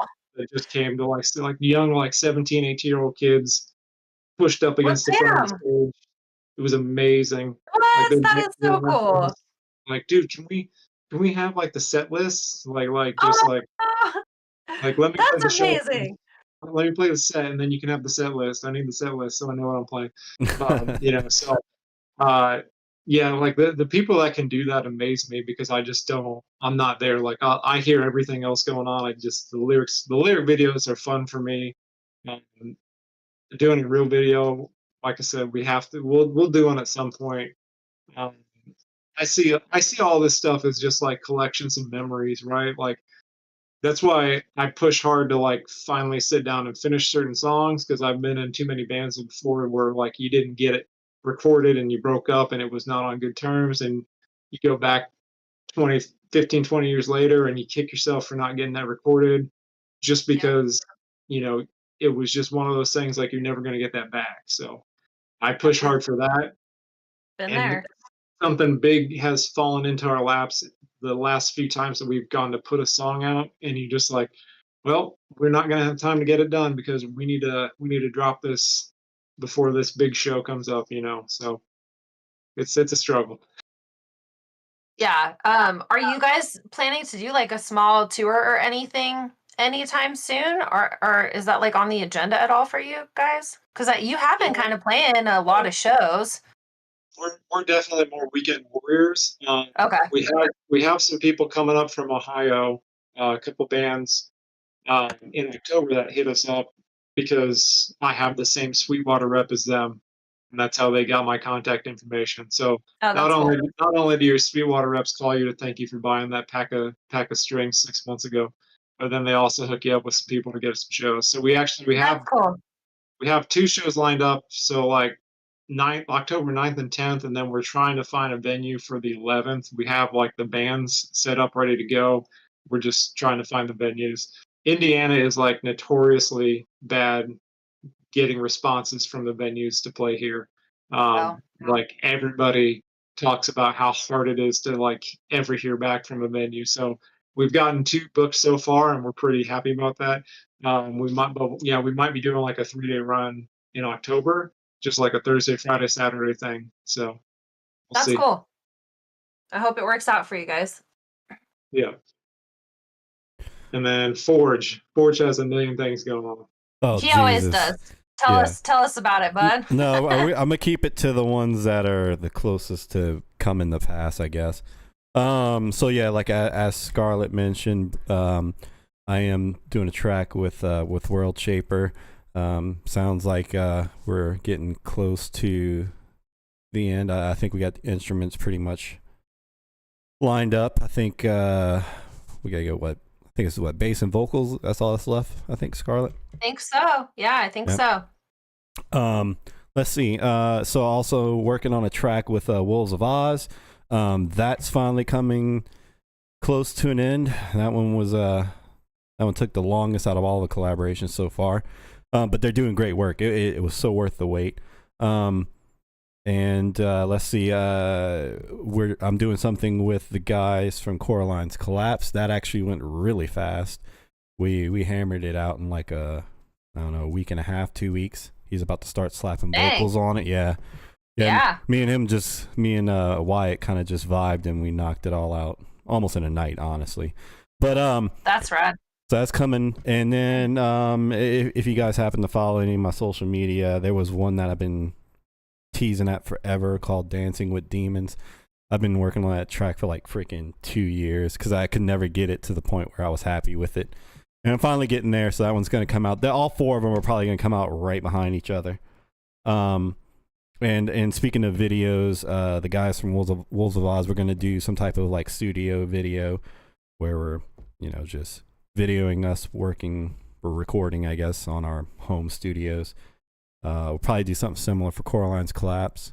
And shit, Scarlett, I mean, if you guys want to do one, I don't care. We'll do one too for that track. Yeah. We should, I'll talk to the guys too. Let's bring it up in chat. I bet you they'd be game. Yeah. So those are probably the 4 that are going to happen sooner than later.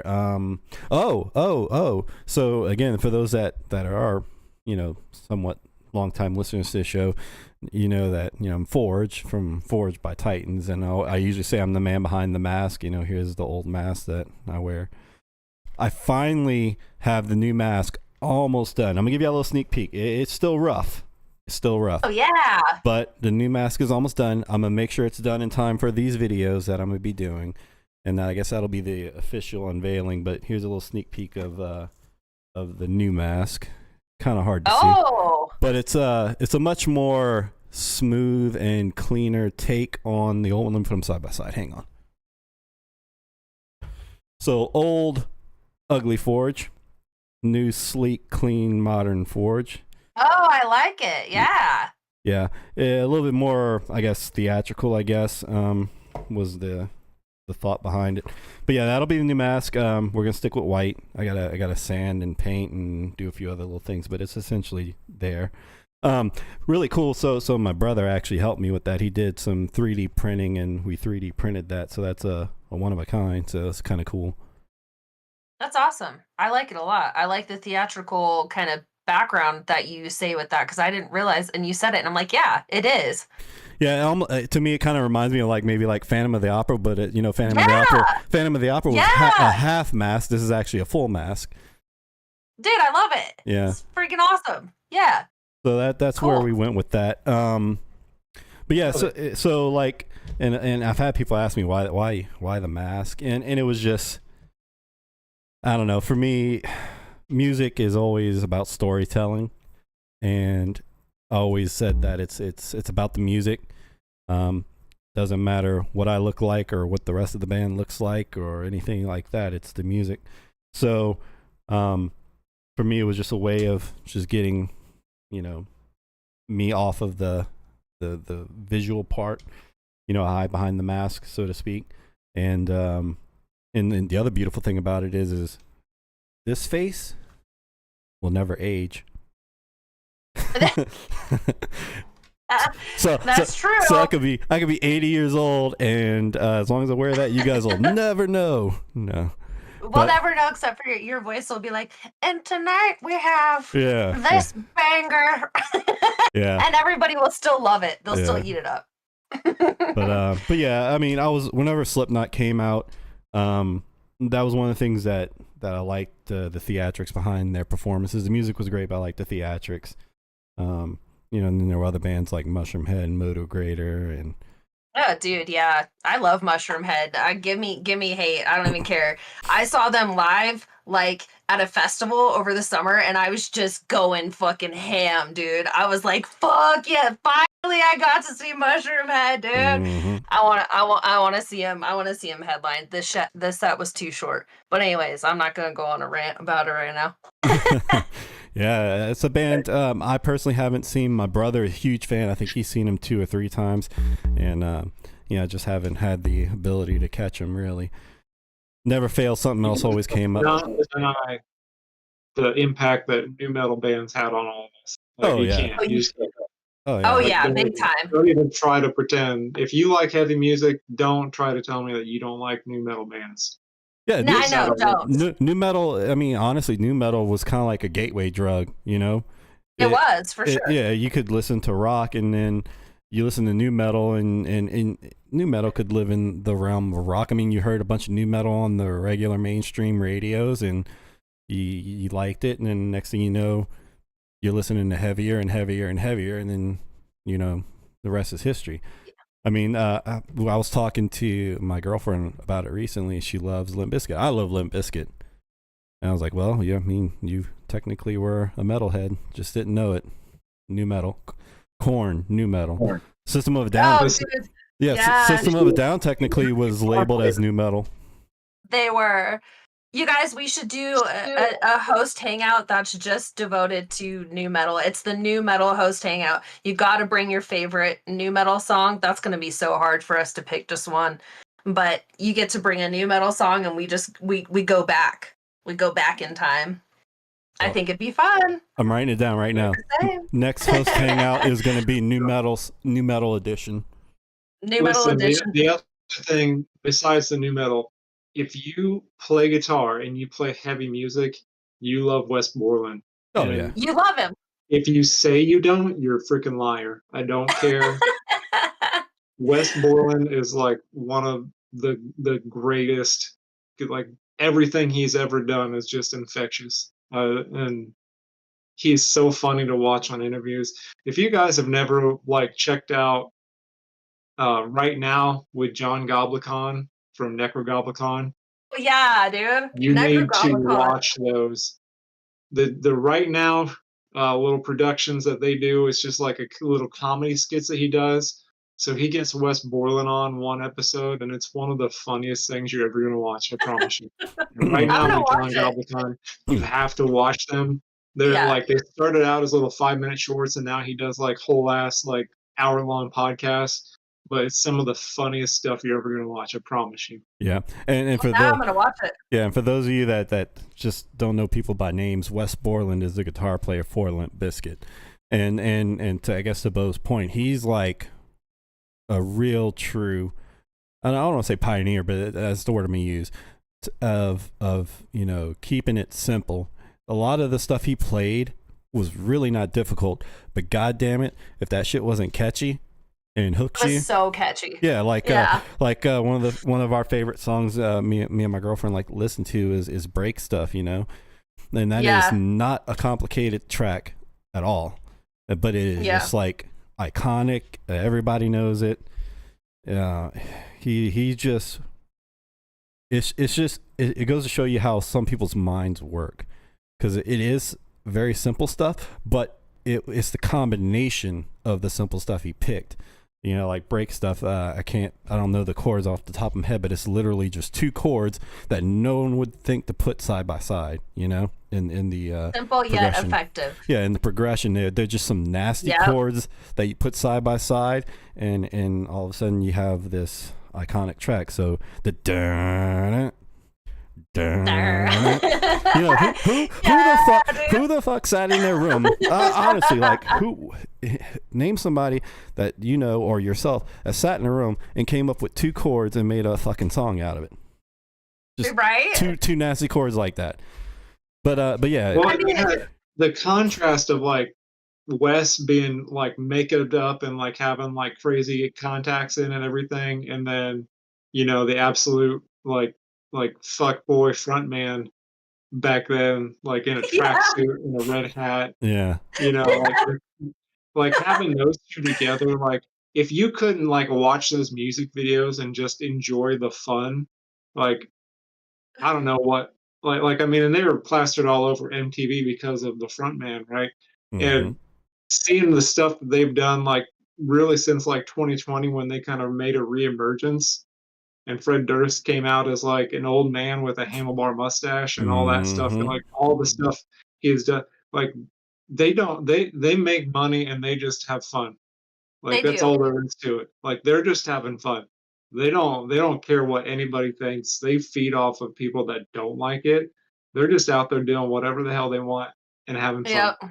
It's And true. I will never knock them for that. Oh yeah. But yeah, man, We new just metal. we just got real hyped up on some new metal, and it's got to happen now, guys. It's just got to happen now, Mm-hmm. because we did it all for the Nookie, right? Yeah, yeah. I mean, The at one the, point, new, I the could new probably metal play, Nookie. like, I could probably play like every System of a Down song at one point. Like Really? That's pretty Mhm. good, dude.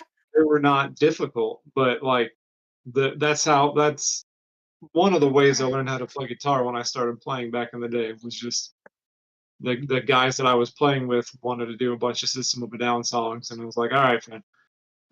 And that's kind of how I learned how to play a lot of stuff. Because I'm just self-taught. I don't care. But System of a Down is like a heavy precursor to everything that became metalcore with like Open 3.5. Like that's like 90% of System of a Down. Yeah. So I'm self-taught as well, and honestly, I pay for it a little bit because I never went back and got the traditional music theory down and whatnot. But I make up for it with creativity with my ear. Anyway, 3 bands. Whenever I started out learning to play, it was 3 Days Grace. Not ashamed of it. Cool. 3 Days No. Grace, Limp Bizkit, and Mudvayne. That was the 3. That was the 3 Oh, that taught me how to play Mudvayne. guitar. Yeah, that was the 3 bands that taught me how to Bro. play guitar. I just watched Ryan Martini play bass, and I just fucking drool, dude. Just Yeah, that dude's dude is insane. so fucking sick. He's so sick. Like, argumentally, probably one of the best fucking bass players. Changed my mind. Yeah, that's Like, a hard battle. he's got such style, dude, and he's so meticulous in his playing, and he's got such charisma. Like, I don't even care. I go see Mudvayne play, and I'm just like fucking straight locked in on Ryan Mhm. Martini, dude. That dude's such a beast. What sold me on him was when they did that first video without all the makeup and everything on. Like they were standing in like a field with like a tornado going on or That's something like Happy. that. Yeah, Happy. yeah, happy. That dude plays a bass like he's playing a lead guitar. Mhm. Yes, he does. He owns that shit song hard. was the most ridiculous thing about. Like, I mean, he was not like seeing them do their other stuff. He was just like unreal because he was just so like the rhythmic part of it was so like insane. But then you actually saw him like play outside of that box, and you're like, what the hell is this? Like, no one's got anything on him. Yeah, like, No, I don't think so. and as a musician, like, really think about it. Think about any of those tracks that Mudvayne did, and put literally, and I mean literally, any other bass player in that band to write those songs, and Mudvayne would not be Mudvayne. They wouldn't be. He's the secret sauce, Yeah, dude. it had He's to the be fucking- him. Yeah. It had to be. him. For sure. Not that the rest That's of the guys awesome. aren't talented, and not that No, what they were they doing. are. But traditionally, the bass player, I say traditionally, follows the guitar player pretty closely, or vice versa. And like I think Bo said, he just kind of just jumps out of the box and does all this crazy shit, and it just fucking works. Just It works. does. It does. Yeah. Yep. The other thing, another amazing bass player, if you've never listened to Protest the Hero, that dude is on another level. See, I'll When have I- to check them out. So like back in the early 2000s when they came out just absolutely punching, they had a video for the song Blood Meat, one of their biggest songs. There's a part towards the end of the video, like this epic, absolutely epic music. There's a part towards the end of the video, blew my mind. Like, I had to call like my buddy, just like, what the did I just watch? The bass player is tapping like just a straight walking bass line, just the craziest thing you'll ever seen, and he does it like almost the rest of the song. I've never seen, like, he's got like a 5 or 6 string bass and he's just running, just tapping. It's the craziest stuff you'll ever see. I'd I'm gonna never check seen it a out. bass player do that before. But I learned how to play guitar with System of a Down, the Misfits, and AFI, because that's what my buddies were into at the time. Oh, AFI. So, yeah, that's how I Wow. learned. That's how I learned how to play. And like I have been a musician since I was, a kid. I played like every woodwind instrument there was when I was going through high school. Like I could play everything. I marched with the Barry saxophone. So that's where I learned like all the theory and everything else. I just picked up a guitar and started playing. And like when the metalcore scene in the early 2000s like came out and everything, like I didn't listen to most of it. I just heard a couple things and I was like, I could write crazy stuff too. And that's how that happened. Like I have people that are like, oh, that sounds just like this Under Oath riff or something like that. And I'm like, okay, I've never listened to that CD. Like, That's like just crazy. Yeah. after the Burial, we've been told, like, people tell us that we sound like or remind them a lot of After the Burial. Yeah. I had only ever heard the Lost in the Static song where they just do the pitch Yeah. this whole time. Yeah. Yeah. I'd never even heard anything else by them. And then I actually like sat down and listened to them. It's like, yeah, we kind of do sound like them. I'd never listened to them before though. And I had written most of the music at that point. I really like that band. I really like that But band. they're fantastic Yeah, now that I've listened yeah. to them. I love them. Yep. Yeah. Well, so I have a special question for Miss Scarlett. My girlfriend just messaged me. She watches every show, by the way. So. Oh. She wants to What- know what your vocal inspirations are. Oh man, I have a lot, and for different reasons. But I think when I was growing up, it was definitely Amy Lee from Evanescence. I mean, every little girl's dream vocalist. It was Amy Lee from Evanescence for sure. And then it was actually Jonathan Davis from Korn was a huge influence to me. I sound nothing like him, but just his ability to be super emotional and just not give a fuck what anybody thinks. Like he just does the craziest stuff, in some of his tracks, he's like bawling, crying, right?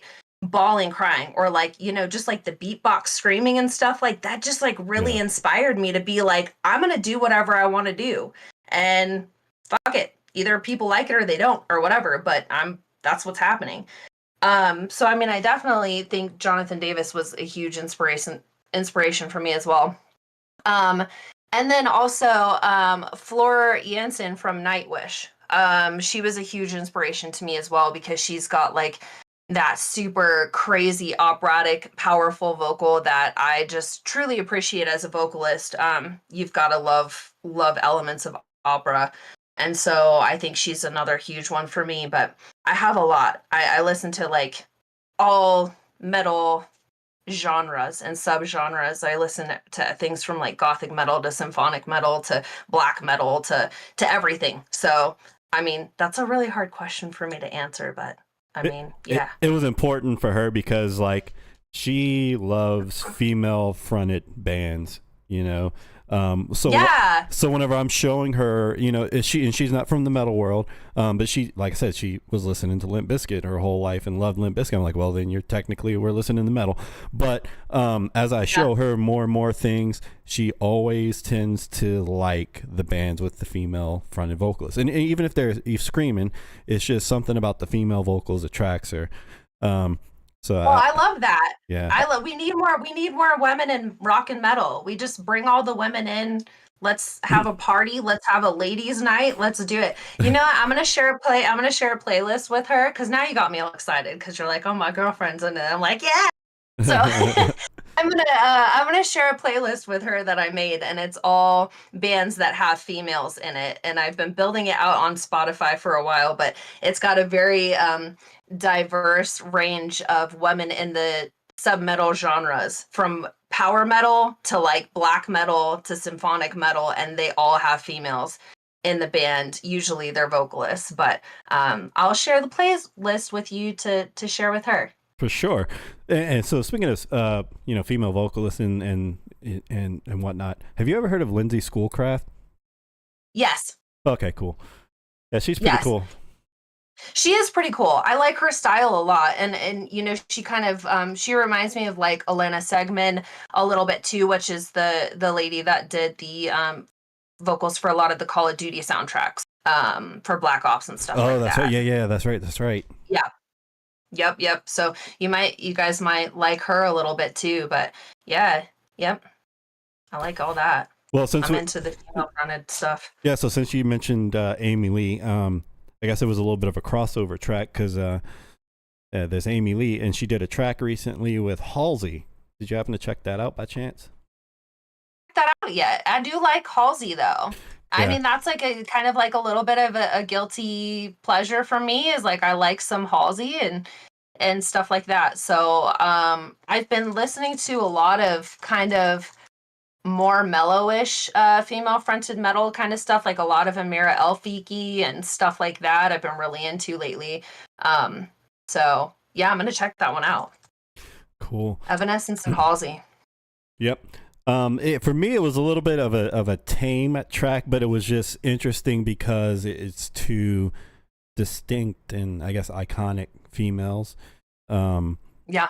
That come from two totally different worlds, but they met in the middle. I guess it was cool. It's for a movie that just came out. I think it was called like The Ballerina or something like that, like a John Wick spin-off. That's awesome. Yeah. I'm gonna check it out. Yeah. Well, all right. Post hangout for the Banger Wednesday show. If you happen to join in just recently, you're late. Sucks for you. But but this video will live forever on YouTube, so you can go back and check it anytime. And if you're watching at home, please, I'd get on my knees and beg, but then you wouldn't see me in the camera. Please just hit the little subscribe button down there. It's not going to cost you anything, but it does help us get access to new tools, so we can continue to promote these independent bands and, you know, do some really cool stuff. So please just click the button. It'll also notify you when we drop new videos, so if you miss it alive, you can come back and catch it on YouTube. Also, the Banger Wednesday Spotify playlist, every band that's ever been on the show, not national or signed bands, but most of the independent bands, are all on the playlist. Hours of tracks, and it's a great way to support the bands by listening to their music. So please go find that, save it, listen to it. We do have a regular Banger Wednesday show coming up. That's going to be the first Wednesday in July. I believe that's the second. Don't quote me on that, but I'm pretty sure it's the second. We'll be back with bands for Q&A, and it will be live here on YouTube. Again, YouTube's still fresh and new, so please be sure to subscribe and invite your friends. Again, thank you to Bo from the band Elijah and Miss Scarlett from Lunarscape and World Shaper for joining me tonight. Hopefully we get another one of these episodes in right after the next episode, and we're going to do New Metal Edition. Yeah, we had so much. This was such a fun host hangout for everybody that came and stopped by. We appreciate your support so much, and you guys are what keeps the rock and metal community going, and we love you guys so much for that. So, Hell yeah. You got any parting words there, Bo? No. A man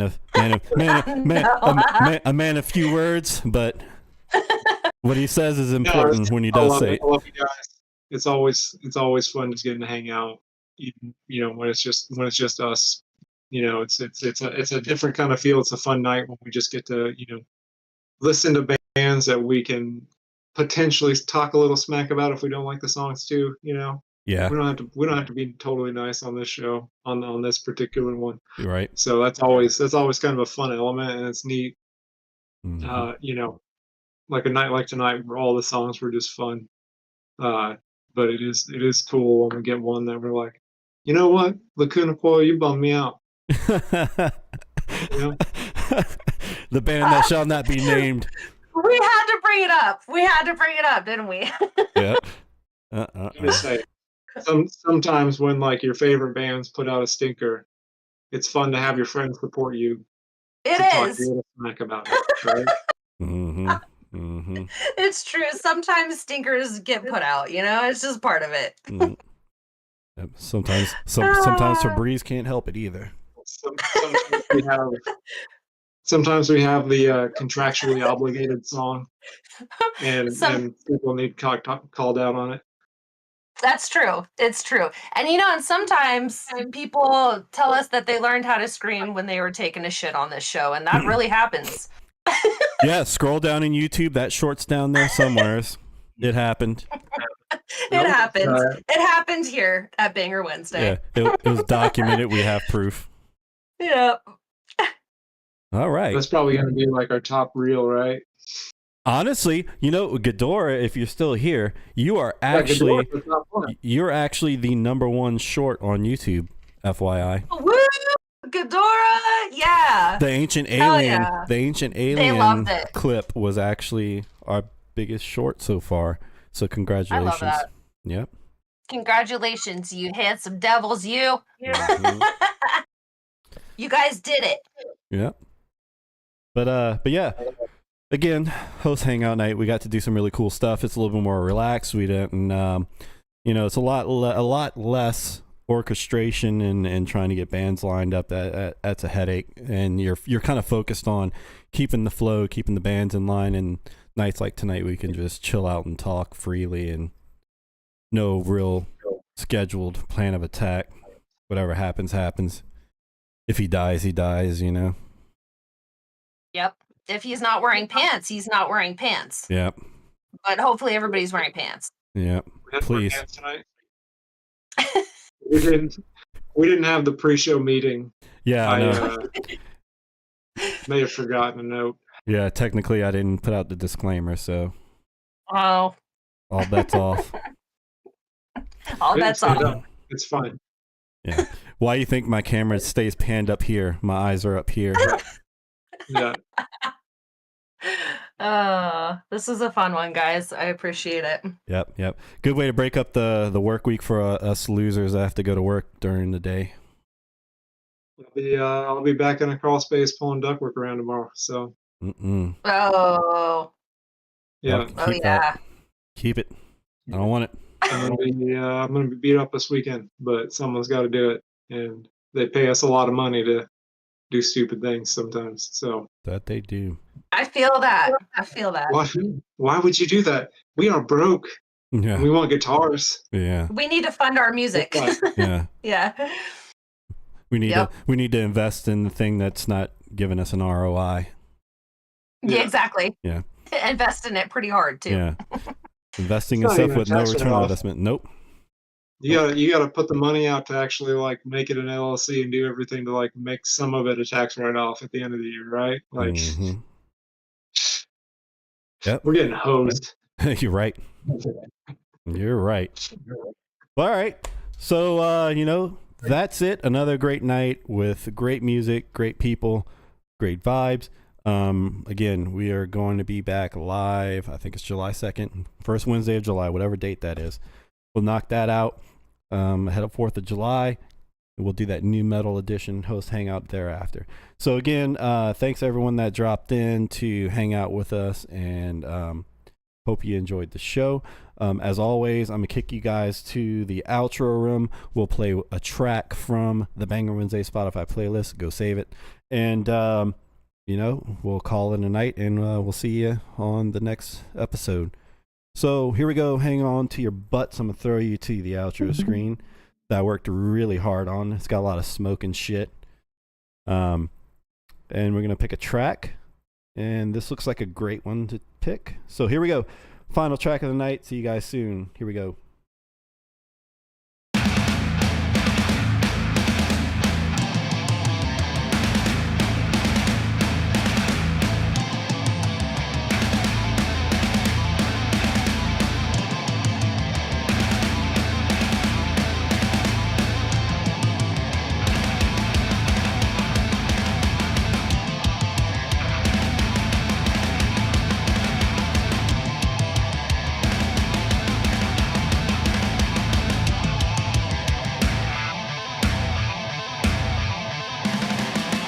Counting the number of times I remember lying awake in my bed, hating myself when I'm outside the boundaries that only exist in my head. Losing your faith while I'm lost in the details. How many times have I been here before? In my life, this happens every time I open up myself just to be left behind. I know running is central to a place I know does not exist.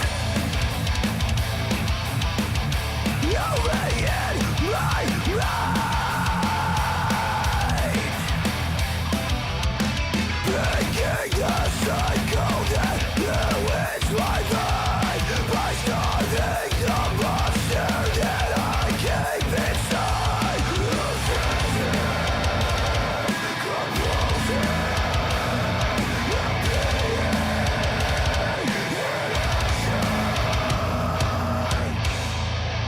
In my life, this happens every time I open up myself just to be left behind. I know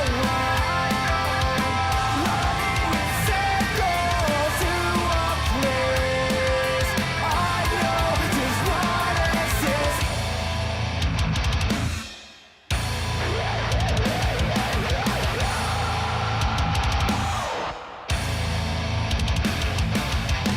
I'm trapped in a bad dimension, becoming a machine.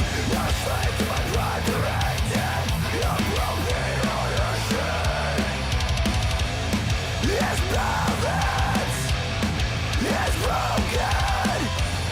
This madness will become my grave.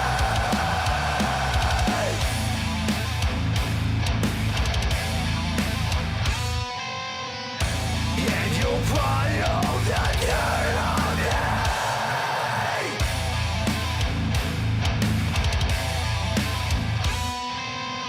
I lost the blood, but it's